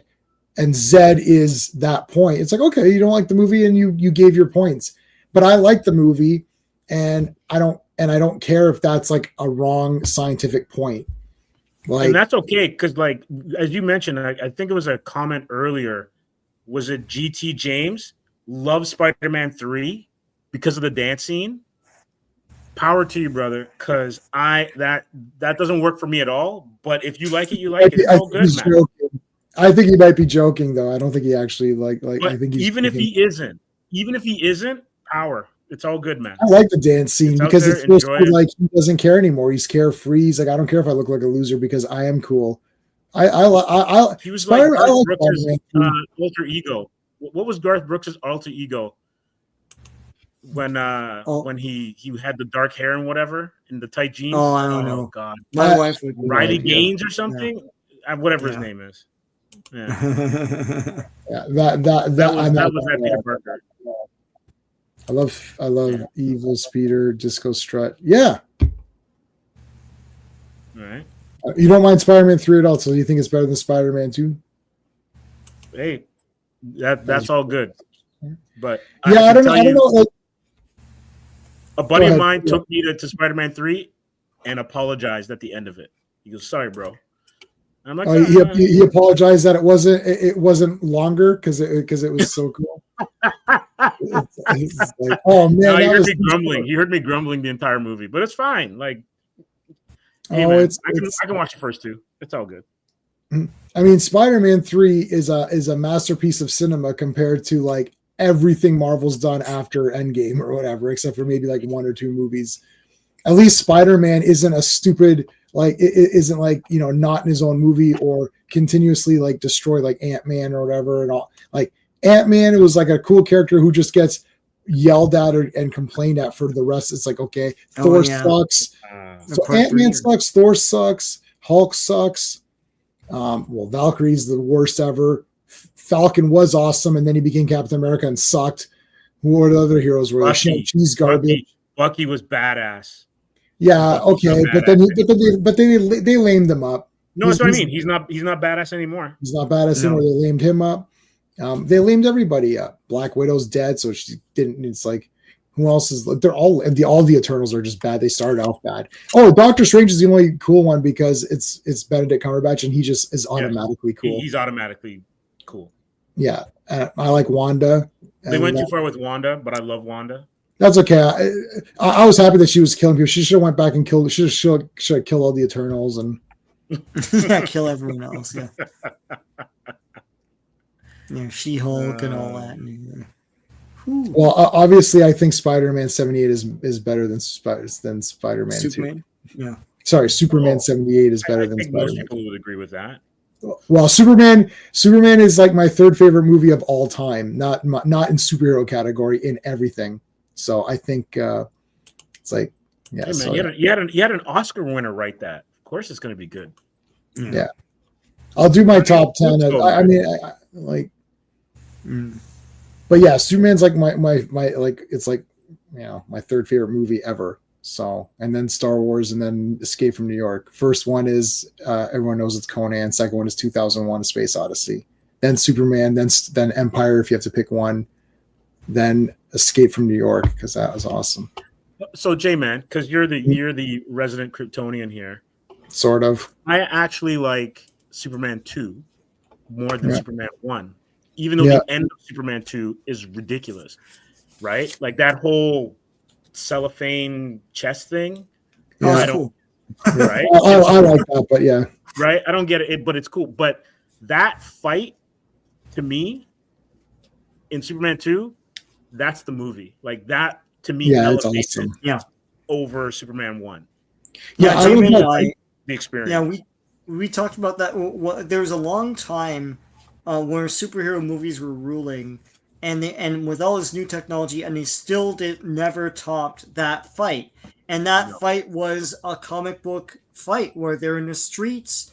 It's exciting. There's different gags. You know, there's different things to do. It's wicked, and they still couldn't do that into 2010. They threw a bus with practical effects. Yeah, that's awesome. Right? Yeah. That like just amazing stuff. So let me explain my thing a little bit more, and then we'll end. I cheat on all my lists. So what I'm saying is that both Conan movies, but I'm obviously Conan the Barbarian is my favorite, but right, like I would put almost I love Destroyer. And I mean all three Star Wars, the real three Star Wars movies. I'm just saying Empire to give one name. So when I say Superman is my third favorite, I mean all four Superman movies are equally 10 out of 10, and they're all together my third favorite movie. But I'm just picking part one because part one is part one. Without it, there is nothing else. Superman 2, giving up his powers, sucks. As a kid, I was like, oh, gave up your powers. That's a Spider-Man 2 thing. All of a sudden, that was like giving up your powers. But then he gets them back pretty fast, and then the rest of it's awesome. In my later years, I realized that he gave up his powers so he could, do a sin with Lois. Yeah, man. So I understood that better. And then also, I don't like that he comes back and beats that guy up. It is cool. But Superman wouldn't do that. He didn't beat him up too bad. He kind of humiliated him a little bit. It's not too bad. It's all like, I'm like, it's okay. Like it's not Man of Steel bad or James Gunn bad, but so I'm okay with all that stuff. So yeah, I love all 4 movies. I don't care about whatever faults people make. That's it. All 4 of those is one Superman movie, just like the Star Wars trilogy is one. I just pick Empire Strikes Back because if I have to pick, that's kind of the top. I mean, I could sit here and say Superman 3 is my favorite. I mean, over Part 2, just because he's in the costume a lot and then he saves a lot. He does a lot of saving and a lot of cool stuff in that, and he fights himself. That's pretty badass. So, and I like Smallville, Smallville stuff is cool. Smallville, yeah, I like all that. I like her a lot. She was really good, and Ricky and going bowling with Ricky and all that. The day, it's like, Mom, Superman is here. You'll be great again, Superman. He's just in a slump. So I got a question for you before we go. Once you're done with this, I have a question for you because it's Krypton related as well. Yeah. Oh, I'm done. Yeah, that's it. Yeah. The Jimmy Olsen series that's coming out, where they're going to do some sort of investigative reporter stuff. I mean, it's James Gunn. It's James Gunn, so he can F himself. So I don't care. It's going to be like.